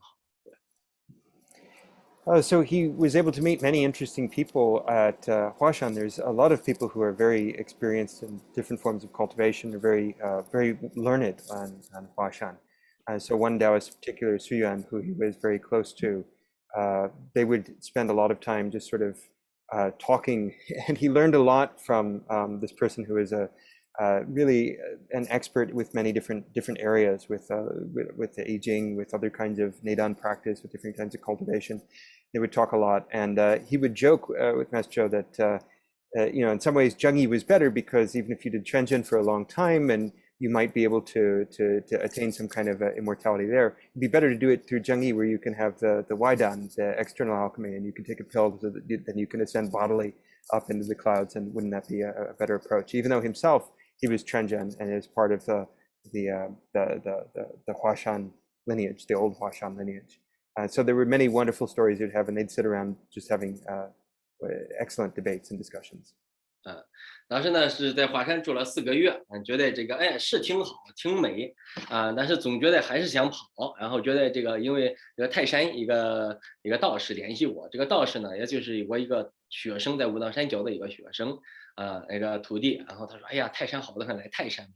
哎呀我说你泰山有多好，他说就是好，然后他让我来泰山来泰山呢也没挂上单，因为当时泰山人太满了，人家看我这太年轻了，又看怎么说呢？有的这个道观他不收这个人长得太帅，他觉得太帅的会给道观找麻烦，所以他们觉得这个，哎呀，这特别我们穿的，我又穿的比较干净，又穿的也比较那种这个道装比较好的那种，武当山出来的都喜欢穿的特别干净、特别好的，然后别人一看这个不像是修行的，是年轻道人然后这个样然后呢就是其实他不想给我挂单，其实还是可以挂的。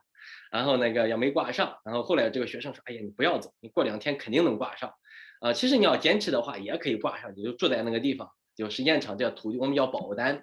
如果要是这个主持不挂了，你找另外一个人，这个人我觉得不错，就是说可以说话的人，找这个就是这个管事的，可以挂，然后讲一下，他还是可以挂。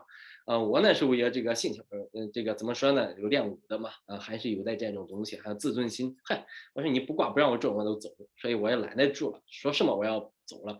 我说那刚说到老山，有另外一个道友说，哎呀，你到老山好，老山怎么样？我给你介绍过去吧。然后你到老山，我说那行吧，到老山住，就到老山去住了。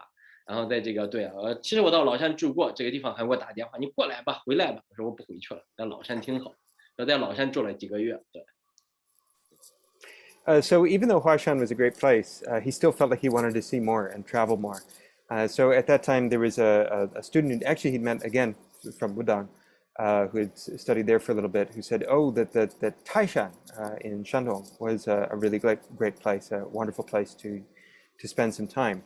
So he traveled to Mount Tai and wanted to Guadan there to spend some time, but they gave him a hard time, and they weren't ready to accept him right away. Part of it was at this time there were different Daoist temples that if you looked too good, if your clothes were too clean, if you looked too pulled together, they wouldn't take you seriously. They would think that you weren't really serious about your cultivation. And so coming from Wudang Mountain, the tendency, the practice on Wudang was to keep all your clothes nice and clean and yourself all cleaned up. And here he was also quite young at this time, so they seem to have thought that he wasn't a serious cultivator, and so they procrastinated on and kept coming up with delays on giving him access to the temple. And he went to a number of different people. Each of them thought that they could go up and they could persuade the various people at the temple to let him in. And this went on for a little while, but none of it worked out. And so in the end, he was talking with someone else who said, oh, you should come to Laoshan, to Lao Mountain. It's much nicer there, and they won't have any problems. So he says, okay, I'll go to Laoshan. And so he goes to Laoshan. And shortly after he got there, apparently the people from Taishan finally sent something to him and said, oh, actually, now you can stay here. But by that point, he was already at Laoshan, and he thought this is a much better place, and he was going to stay there. So he stayed for a few months. 因为在这个泰山的话，最早我去的目的也有一个练功夫，说是练得特别好，打拳打得特别好，所以呢，我想去，我想去见识见识，就学习一下，就拜访一下这个人。我去的时候，这个人也走了，这个道士也不在了，所以我自己也没有太多想法去留在那个地方。再都是这个所以我想一下，那就还是留在老山吧。说是老山功夫也不错，那时候我一心还是想去见一下不同的这个师傅练功夫的这种师傅。所以呢，那我就是说，其实，在泰山非常不错，很多人请客吃饭呢，去喝酒啊什么一类的，非常非常不错，在泰山待我特别好。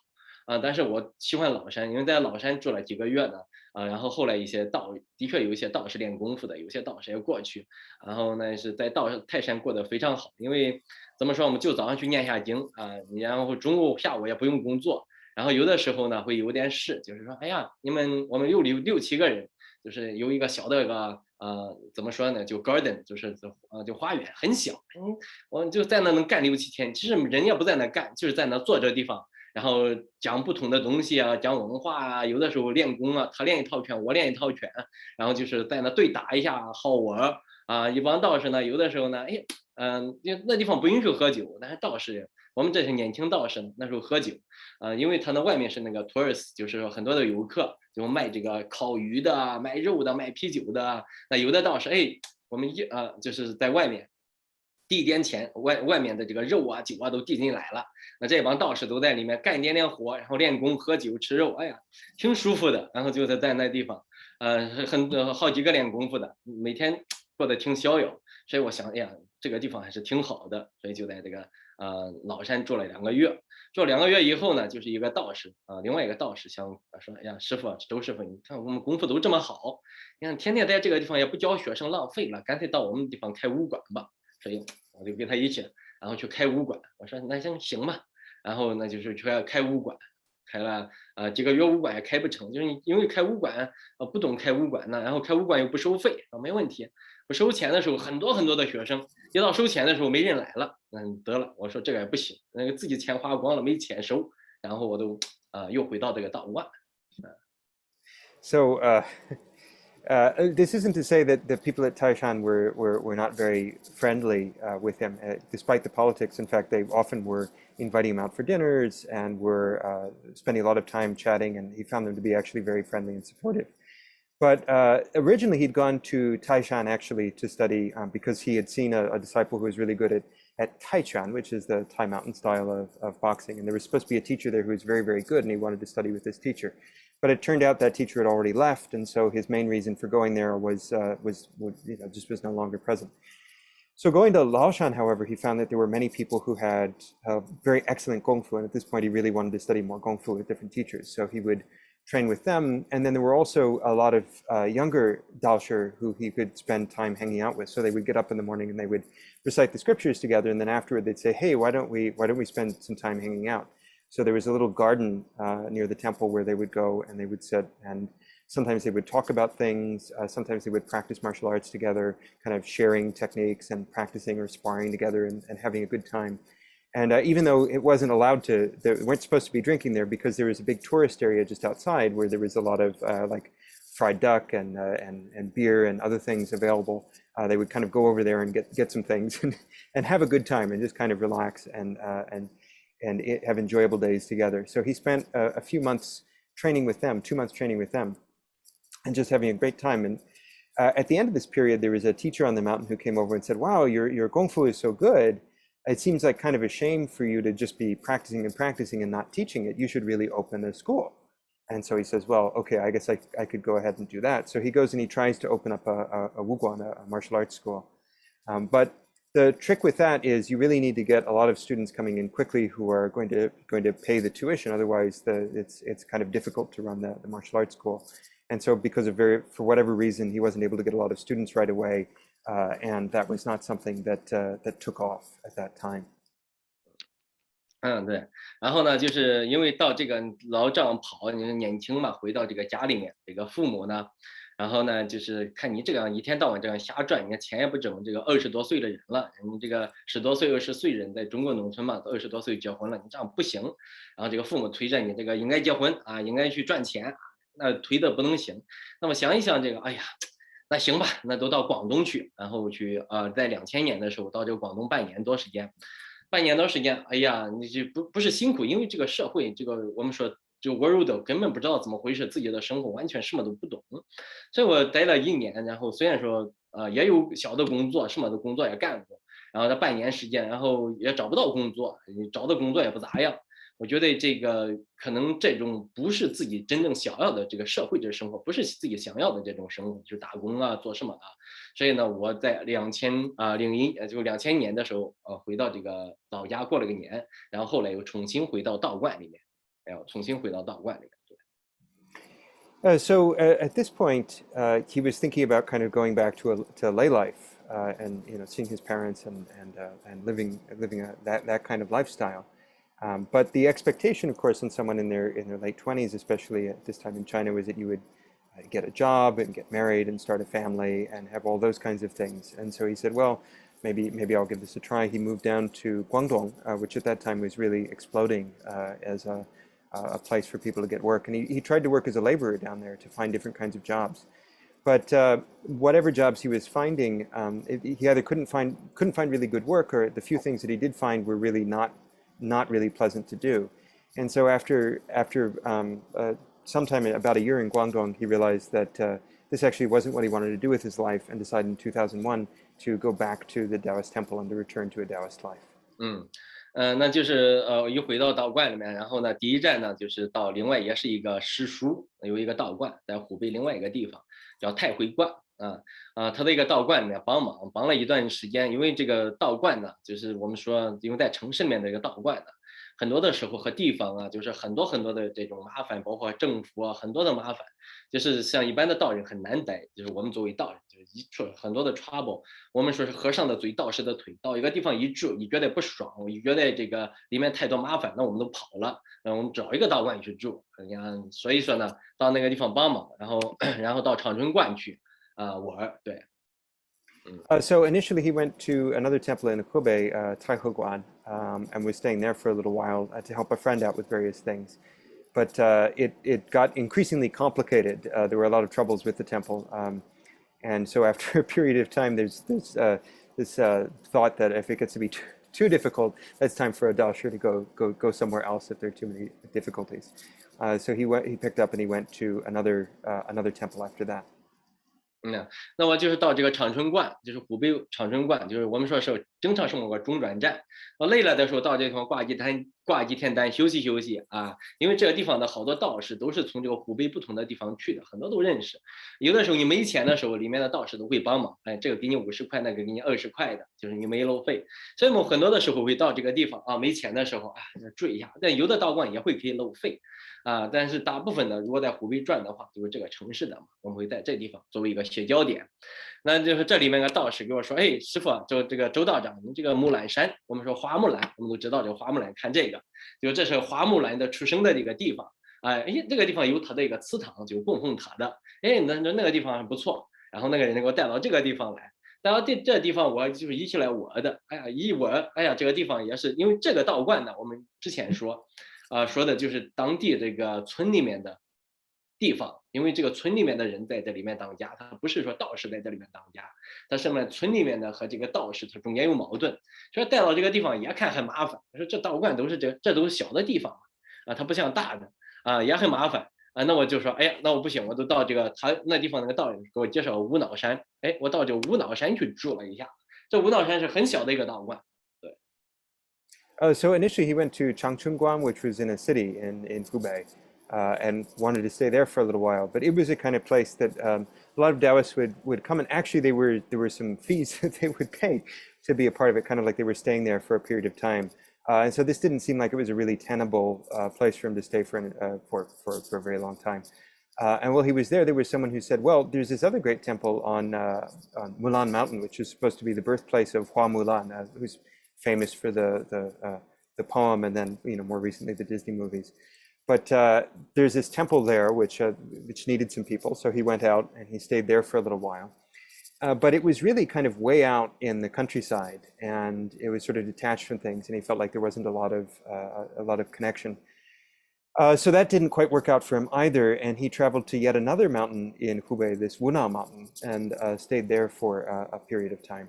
对，那这个地方也很有意思，它非常非常传统，它就是民间信仰非常非常重，但是他们也有这个全真韵，但是他们地方唱的这个经忏呢，就完全就地方的这个韵就是这地方道人就是以念经为主，就很小的一个地方就是在这地方念经，那地方那个单费很便宜，那个单费1个月的话才2美金，差不多2美金不到。是我那地方住了4个月，我过去我找的这个主持，我说你看你这地方2美金太少了，那你看这个还不够下去炒一盘菜呢。我最起码你要发到4美金吧，他说那好吧，发4美金，一个人的单钱都涨了一点，涨到4美金。我在这地方住了2-3个月，然后3-4个月，其实挺好的，但是来说它太农村了，就是太封闭了。然后走的时候我说，哎，我干脆就是给我搞点路费吧。然后那个主持也挺好，那行吧，那你以后还来吧，我再说吧，关系挺好，那这个以后你要想我我说会回来，我说到时候再说吧。我说那你给我搞点这个路费，我现在要出去转一转，然后再给我点路费，然后我开始云游到九宫山。对。So Wunaoshan was a very traditional place where it was really centered around reciting the scriptures and was very close to kind of folk society, to the popular customs. And it was a nice place, but the stipend that they received was very, very little. So at that time, for a typical Taoist at the mountain, it would be about the equivalent of $2 American dollars a month. And he found out that if you worked as a cook, you could get it up to 4. So he said, "Oh, okay, I'll do that." But it still wasn't very much. And so then when you add on to that again, that it was really kind of way out in the countryside, and it seemed really disconnected from things. It just didn't seem like the right place. So again, he got an opportunity to continue wandering, and he went to Diogon Mountain, which is this slide. 在九宫 Mountain 住了2年时间，因为这个九宫山不错，就是因为这个当家的也是一个练功夫的，然后都是那种练功夫的那种豪气。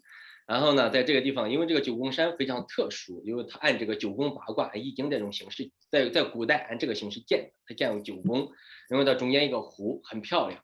而且在这个地方呢，反正我们也没钱，但是一帮年轻人在这个地方每天就是说练功夫，然后念经，然后别的时间也不工作，就新的这个道人进去了以后，他就是工作一下，这个在那待上个1年的半年的道士啥都不用干，有的时候会做下饭，就轮流着做下饭。所以呢，就是在这种生活，也就是每天就是吃饭喝酒学习也是挺好的。这个地方呢，因为练功夫的人嘛，喜欢喝酒，这个地方挺好。我说，哎呀，那就在这个地方住了差不多2年吧。那2年也就是觉得这个时间到了我觉得我想走动走动，然后又开始走。对。So he stayed at Jiogong Mountain for actually 2 years, because it was about 2 years because it was a nice place to stay. And there wasn't much to do there. There were fortunately a very active martial arts community, so he spent a lot of time training with them. But again, the fees weren't, the stipend wasn't very much, and there wasn't much to spend it on anyway. So most of the lifestyles tended to be that they would eat and they would drink and they would train martial arts and would study, and it wasn't bad, but there wasn't much to do. And so he kind of enjoyed that time. It was a lot of fun. But at the end of 2 years, he realized it was time for him to go, and he traveled to Mingfeng Mountain.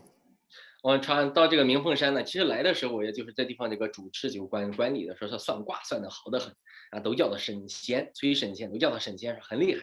哎呀，那我过来就找他学算卦。其实来了他也没教，就是给我了一本书让我自己看。其实他给我这种看的，我以前都是学过的，所有东西都学过了。反正钱也没得了，没办法，就住在这个地方吧。不过但是对我们关系也挺好。然后后来因为我们说是，其实这个道观，中国这个道观里面，我们在这地方来讲，很多的这个道观呢，在这个地方上说的是道人管理，其实政府更大的权利在这个政府的这个手里面所以那个有的时候政府说让谁做这个管理的，谁做这个管理的，基本上都是这么回事儿。那他那时候刚好也有这个问题，然后不让他做这个管理，就在下面住着。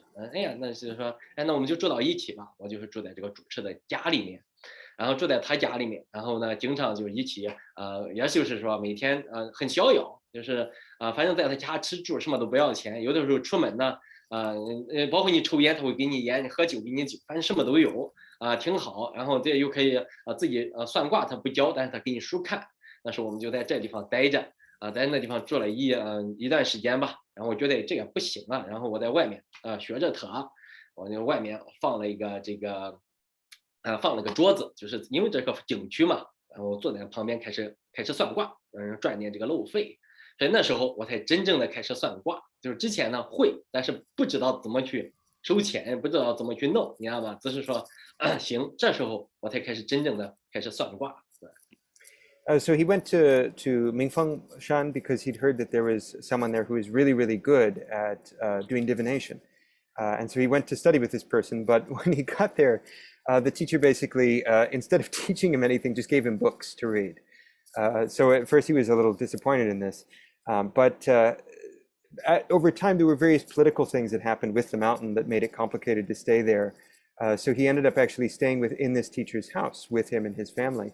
And it was actually pretty nice because if he wanted to smoke, there was a cigarette to smoke. If he wanted to drink, he'd get something to drink, and they'd spend a lot of time talking. And even though this teacher didn't actually explain how to do the divination, he gave him lots of books to read. And so at the end of this period, he found out he learned how to go out and set up a board on the street and actually be able to do divination on the street, fortune telling on the street.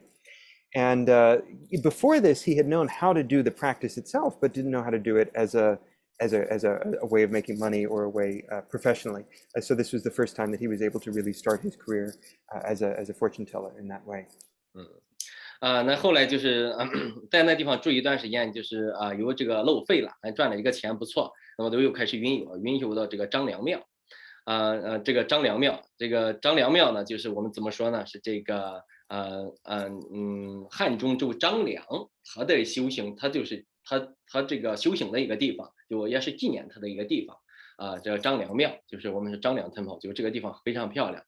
也是一个朋友在这个地方，一个道人吧，在这个地方算是一个练功夫的一个道人。然后他在这个地方管理，然后哎呀让我过来，我说那行吧，然后过来看一看，哎呀挺好的，来这住了1年吧，然后又开始跑。对，在这地方都开始算卦，那时候就在道观里面算卦呀，每天练练功夫啊，也就是挺自由的。然后对，就是这个对。So after that, he went to Jangliang Temple in Shanxi province because he had a friend there who again invited him to come and stay, and it was a very beautiful place as you can see from the photo. And he ended up staying there for a year and would go out and do fortune telling on the streets and was able to make a little bit of an income with that, and had a very nice time just staying there in the temple. 后来呢，那就是我后来就是又跑到就是这个地方待了一段时间，有的一个道人吧，然后这个怎么说呢，就是想学这个全真运，但是我们Wudang一般学的是Wudang运嘛，没有这个全真运。当时在那个地方时间长，哎，那我说去找个地方学这个全真运吧，学这个全真运，就是这个全真的这个就是这个经忏。然后这种唱法，我说这个骊山那地方认识个道士，说是这个地方的，说这个地方有的一个人不错，让我来这地方学习。我说那行吧，那就来这个地方看能不能学习这个全真运。对，但是学习也没学习成，然后待了几个月吧。然后我觉得，哎呀，那不行的话，咱还是到这个孔洞山那孔洞山挺好。然后有人介绍到孔洞山，然后那都到孔洞山住了一段时间，对，住了几个月，对。So after that, because on Wudang Mountain he had learned the Wudang way of chanting the scriptures, he wanted to learn the Quanzhen way of chanting the scriptures, and so he went to Lishan, which again is in Shanxi, not too far from Xi'an, and wanted to learn from them how to do the Quanzhen style of chanting. But after a few months there, he felt like he wasn't really getting it. It wasn't really working out for him. So again, he traveled and he went to Cultivation Mountain in Gansu province. 这是个我们让人看一下这个孔洞山，我看打开。So this is a video of Cultivation Mountain, which is a very nice place. Okay.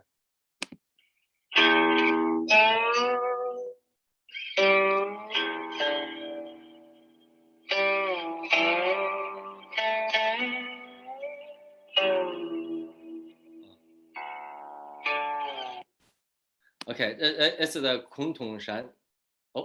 OK, sorry, I close. 就是这是这个孔洞山，对So that was Cultivation Mountain. It's the 孔洞 Mountain, 对但是这个孔洞山呢，就是怎么说呢，就是皇帝修行的那个地方，皇帝修行。So Cultivation is famous as the place where the Yellow Emperor Huangdi was cultivated. He learned from a teacher there from Guangchengzi and learned his cultivation method. 对，我们在这个孔洞呢，我也遇到了一些很多的这种遇到了一些很有意思的这个道长。有的一个呢，就是一个坤道，我们说是都90来岁了，他都90来岁了呢，他还是在这个就是在那个地方嘛，经常我上下就看到他在那个地方在这个怎么说，在这个路边就是给别人算卦，有就是算一卦赚一点小钱呢。就是因为他90来岁也没人理他，他也不会就是去做就是强行找人算卦，也没有摆这个摊呢，就坐在路边，就是有点像个要这种我们说有点像个要饭的那种。哎，这个道人怎么这个样呢？然后我就是从这个道观里面拿了，我说你需要什么吗？他说哦，我不需要什么，我需要一些这个表，就是烧的这种表纹呢，烧给这个祖师爷的这种表纹呢，然后需要一些蜡烛。我说那我从那个道观里面拉出来了很多给他，他特别高兴。然后呢，我就慢慢的接触他，认识他，然后我开始到他，我问他住在哪个地方，他给我讲他住在那个空洞中间的一个小的一个道观里面，那我都过去看他，有的时候过一段时间我就提些东西过去，过一段时间我就从道观里拿一些东西到他的地方给他，然后呢，他给我讲，然后开始讲他的故事，然后讲，很有意思。然后呢，他给我，很有意思的是一次，就是我提东西过去给他，然后他给我就是做饭，你知道，他90多岁了，他要做饭，因为他是非常节俭的，因为他这个东西都是他的重孙子，叫重孙子。然后从山下面就带着东西给他上来吃，然后呢，他自己种的有菜地，外面的这个青菜，然后呢，对，就是这个青菜，然后呢，他就是说这个每天呢，他就是自己来做。然后我去呢，他就是和这个面呢，然后在那个手擀呢，然后面掉到地上，很多的很脏很脏的这个灰，他拿起来还要擀。然后那天中午就做这样的东西给我吃。然后呢，他拿起来这个面呢，就是他煮熟了，面他做的很厚很厚，就很厚。然后呢，就拿起来了以后，然后到锅里弄起来，我看见那个灰啊，那个地上那个 dirt，有那个灰啊，很多很多。我不好意思，我还真的吃不了。然后他说你吃不了给我吧，我说算算我能吃，然后强给我拿过去了，我也不好，那你拿过去。但是每个上面都有这种东西，基本上，哎呀，吃的很难受。但是怎么样，就是这是他的生活，那我就是吃了。然后他也不好意思，我强了吃了，就这是他的生活。然后呢，的确会一些东西经常教我法术，你看他这个说，哎呀，你知道吧？其实我们有这个水火这种咒语，就是可以治病，非常非常好。我这一辈子用这个治好很多人。如果你愿意学，我真的教给你。我说行行，我到时候来教你。他说但是学这个东西啊，七七49天不能吃肉，七七49天每天要念这个咒，然后你什么都不能做，基本上就是吃素。你看这个，因为当时呢，我还怎么说呢，那个心还有点不太静。怎么说？所以我说，哎呀，学这个东西七七49天呢，你这个时间太长了。我想想，我说那行吧，过一段时间来学吧。然后过了一段时间，一个朋友打电话说让我就是到云南去，说云南想找一个地方，就是说一起就是就在就是说修行吧，说是那样的一个，说给我找一个这样的地方，说那挺好。所以我那天呢走到他下面，其实我自己也不知道，就是之前我也不知道这个人会给我打电话。我到那地方，这个老太太她跟我说非常不高兴，她跟我说你知道吗？你明天你这2天你要走，你要动了。我说真的吗？我说我不知道啊。他说你马上都会有人给你打电话。嘿，真的，我这个朋友给我打电话了，然后我走了，很神 Uh, 奇。so he met many interesting people at Kongtong Mountain, and one of the most interesting was there was actually this Taoist, this old Taoist Kundao, a female Taoist nun, who was in her 90s, who would sit outside the building and would tell fortunes there, and it looked almost like she was almost like she needed something, like she was begging out on the side of the temple.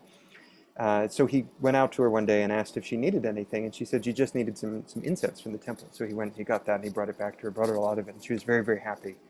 And they started having many conversations after this, and she would go up in the mountains and forage for food. It would take him foraging, and would make these meals from it.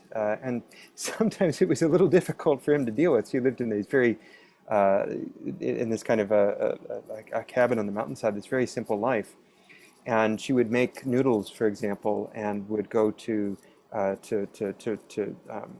work on the grain, to wash the grain, and then would put it on the ground, which was very dirty, so it would get dirt all over it, and then she'd go and work on them again, and would make these very thick noodles from it, and would give them to him and say, here, have these to eat. And he'd look at the noodles, and there'd be all kinds of dirt and things in them, and he wouldn't want to eat them. It seemed really unpleasant. But she'd say, well, okay, if you don't want to eat them, then I need that, so I'll give them to me. And so he felt bad about that. So he would say, well, this is what her life is like. I want to respect this. And so he would eat these things. And oftentimes he really had this experience of like, well, this is how she lives, and this must be very difficult. But she also knew a lot of unusual fa shu, these kind of different ritual techniques that she taught to him while they were working together. And she also seemed to be a very remarkable fortune teller. So at one point, while they're meeting, she says to him, "Oh, you're going to have to leave soon." And he says, "Well, what do you mean?" He didn't think that he was going to have to go. He was going to go anywhere. She says, "No, something's going to happen."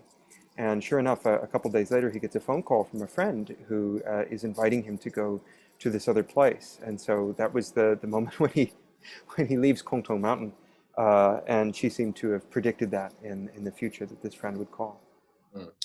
这个照片就是我到这个云南，就是我们叫喀本道，就是自己做的一个朋友，然后对，是一个爱尔兰的一个一个朋友，应该这样说，一个朋友的朋友，然后做了这个地方，也没人就是住，然后他说，哎呀，然后另外一个说，哦，我有个道士的一个朋友，所以就是让我来住到这个地方，然后也算是免费，住到这个地方挺不错，然后自己又修建了这个草棚，然后喝茶。就每天就在这个地方就是练功，因为这个前面是很多的花，桃花，一到春天很漂亮，很多的花都开了，然后就在这个地方住了几年吧，然后在这地方，后来这个政府的一个人看到我这个你这地方做这么好，这么多外国人喜欢，经常做的这样，人家想做这个度假村，想把这地方做个度假村然后把我这个地方给抢走了，我有20多年的合同，那你没办法，在中国你打官司你是没办法打赢的。所以给这些人，所以哎呀，我算了 ，give up。所以呢，那就后来我就在这个云南大理古城住了一段时间，后来就来到美国了。So his friend invited him to go down to. This is a picture of a place where he stayed in Yunnan, which is this kind of cabin up in the mountains, where he and another cultivator friend of his stayed for actually a few years. That they were living out there and having this very simple life. It was free. They didn't have to pay anything to stay there and could just grow food. And they had lots of flowers that would grow, and they would sit outside and drink tea. And it was a very, very pleasant experience. And he was enjoying staying there until the government realized that this area was so pretty, a lot of tourists would want to go there. And I guess this location was sort of in the path of what the tourists would see. So they came along and they chased him and his friend out and tore down the location so the tourists would have something to see. So that was what eventually forced him out of there and to continue his journey. 所以说我们在这个地方来讲吧，就是可能有的人在这地方会 wondering，就是关于这个道人他这个吃肉或者这个喝酒，其实这是一个修行的法门不一样。在道教这种如果我们从这个中医角度来讲，我们道医角度来讲，那我们说这个酒它本来就像一个药一样。它是你喝少的话对身体是有益的，但你喝多的话那都是有损伤你的肝。那在道教我们说很多的这个中药你在用的泡制过程它都离不了酒，很多的就是通过酒的这种发酵才能把这个药的更好的这种药性把它给发挥出来。So a lot of people are probably wondering about eating meat and drinking alcohol as part of this. And it's actually the different approaches to that are really based on the type of practice that someone is doing, the type of cultivation. So it's important to realize that, for example, alcohol is, when approached from a medical perspective, is a type of medicine. So there are many different types of medicines where the alcohol is used to intensify or to work with the effects of the herbs that are used. And the idea is that if you drink a little bit, it can have a positive medicinal effect. But of course, if you drink a lot, it can be very damaging to the liver. 那我们来讲，就是如果要全真派的话，你说我全真派为什么戒酒、戒烟、戒荤呢？我们第一个来讲，我们在这个内丹课我们都讲过了，就是说像这个酒的话，它是散气，包括烟它也是散气，包括这种葱蒜这种东西都是散气。所以他在修炼这种内丹的话，修炼气功的话，这种东西对气功是没有帮助的，对内丹它会散的，是不好的。那肯定了。如果你要练得好的话，这种东西都无所谓了那我们在张三丰他这个道士他全真派，不管怎么样他全真派的清修派的那个道人，他都有这个五根数。我们说五根数：花亚青、花酒神仙道五金，就是花酒神仙道五金。我说烟花寨酒肉灵，不断荤腥不犯淫。什么意思呢？就是这是道士你要修仙的话，那你不能说是这个，这个就是讲我们这个身体里面，它是讲这个无根数，就是所有的这种情，你能保证长生情，这个长情啊，就是能保持长寿，并不是说你要躲这些东西啊，而是你要在这个东西里面东西真正把它看透，看透。我们不断荤腥不犯淫，我们并不是说你不能说，我们说，哎，这个肉我们不能吃，这个荤我们不能吃，但是你的功夫到一定的程度，这个东西是没问题的，但是不能犯淫。这种东西是最不好的，就是你的长生丹对这个练气功它是非常大的，就是帮助不了，就是非常大的有这种影响。对。So in regards to eating meat and so forth, the prohibitions against them that you see in Shenzhen are really from a practice perspective. The idea being that something like alcohol or cigarettes or pungent herbs like scallions or garlic can have an effect of scattering qi, and so it makes the Neidan process, the cultivation process, more difficult. It can prevent it from happening if too much of that is consumed during the cultivation. So that's why for during those cultivation stages, they recommend not taking these things because it causes too many problems. But once one's cultivation has reached a certain level, accomplishment has reached a certain level, then they no longer have as much of an effect on the person. So it's not that we should say that that you completely cut off the consumption of them, but it serves a very particular purpose within the context. 那行吧，我们今天时间也太长了，基本上都过了很多，就大家有没有问题？我们可以再延长个10来分钟，然后如果没问题的话，我们都结束了。对。Okay, so we've already talked for quite a long time, already 2 hours. So we do have time for a little bit of questions, but if there are no questions, we can move on and get on with the rest of our days. So, and I can call on people if you have questions that are coming up.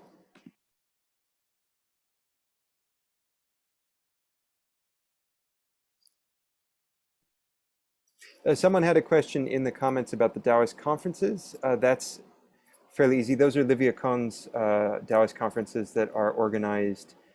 Again, it used to be every 2 years, they're now organized every year.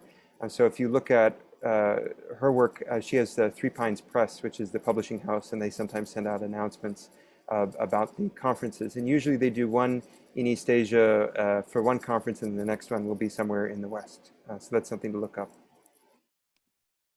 确实，这有个什么呢？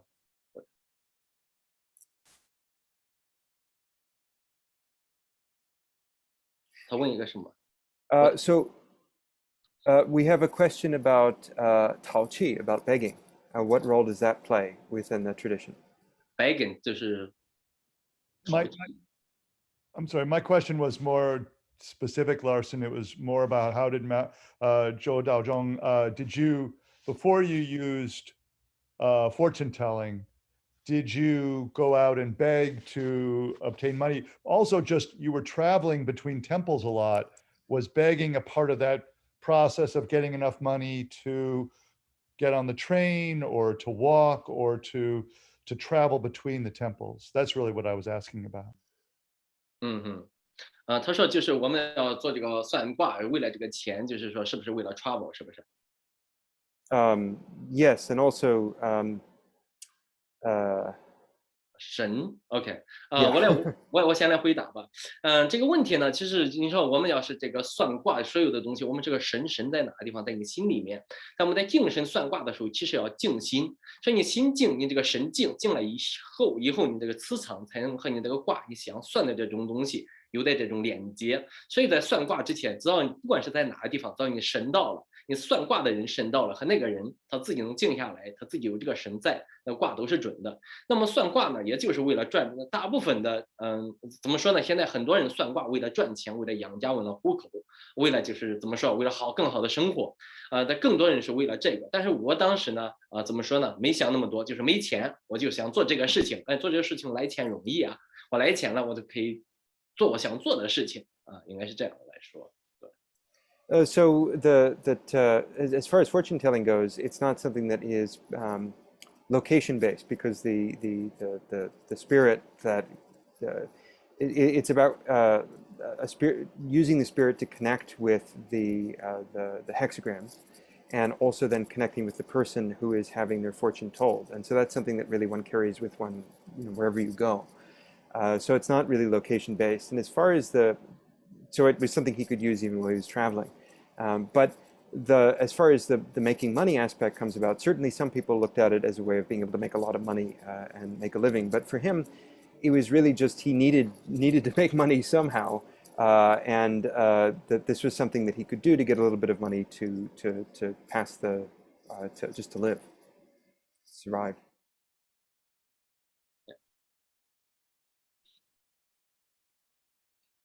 Okay, have another question? If I don't have it, yeah. we have more questions in the comments. So someone's asking in the chat. So someone is asking, what's the first scripture, the first jing that you learned at Wudang? First where the 法术. Just before that. Before, where's the first 什么东西叫法术？是两的什么？念经的时候，开始学念经的时候。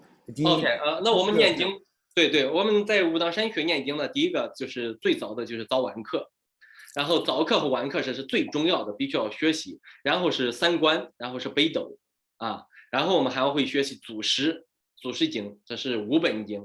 那但是在以后，如果我们要做高功的话，我们有很多的科仪。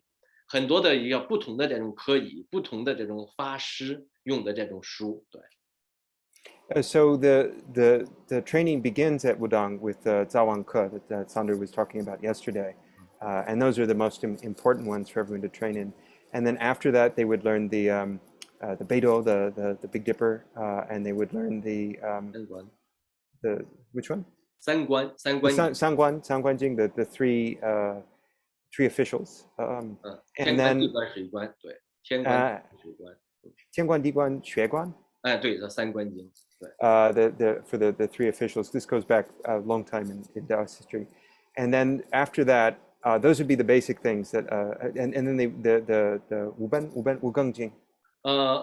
祖师经在武当山还要学习这个祖师经，就是这个关于武当山这个祖师爷他的这个念他的这个告，念他的这个关于他的这个怎么说他的这个一生怎么回事，就是很多的东西，对。这个道德经呢，其实在这个道观里面，在我们之前它是不是很重要的，很多人是自己学习，它不是作为一个道人的一个必修功课，但是道人都会去看。Oh, so after that, they would learn the Zushi, which is the ancestral teacher scripture, which is particular to Wudang Mountain. And then somebody who would be going on to more advanced training would learn all kinds of other specialized scriptures for specialized practices.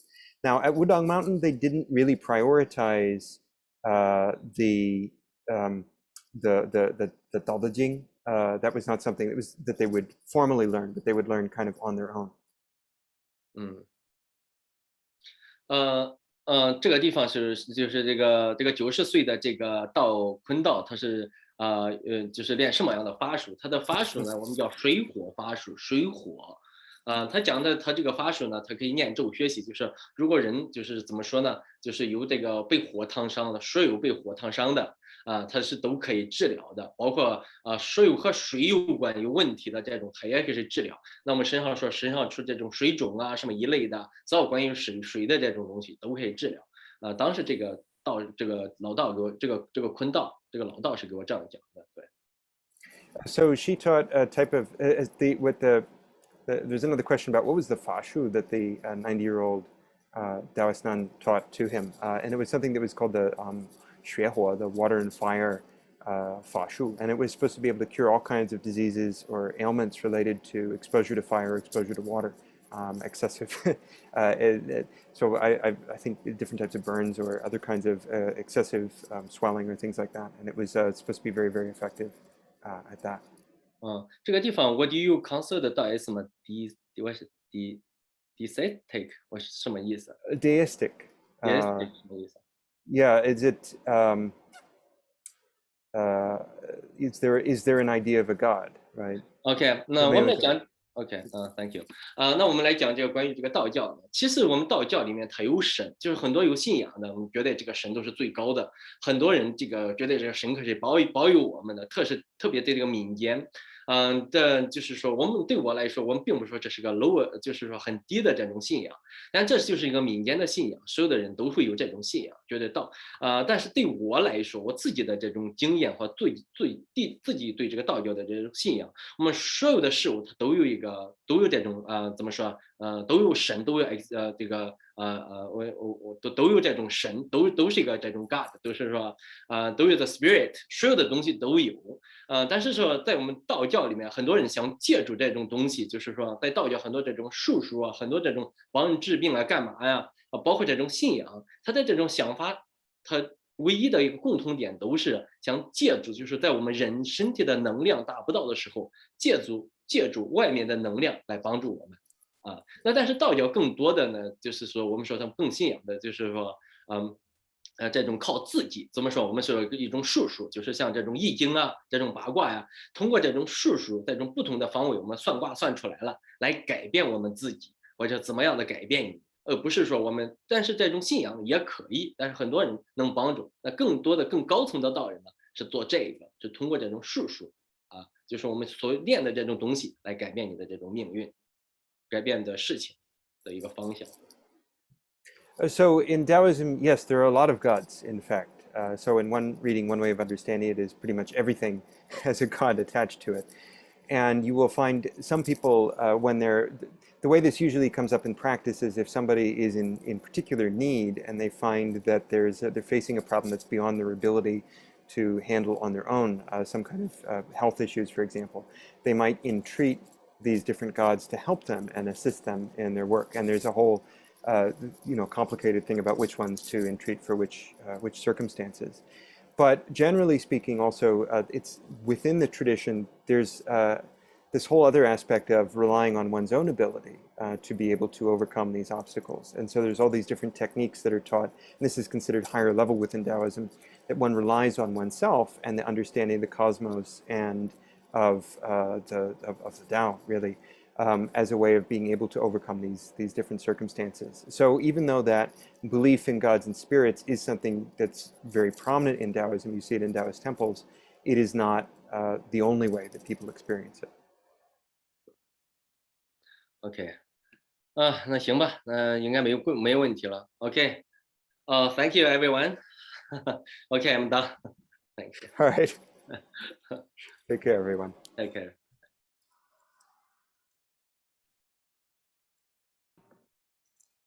Thank you everyone so much for coming. We hope someday to see some of you at Shenzhou. Their website is right here if any of you are interested in learning more about it.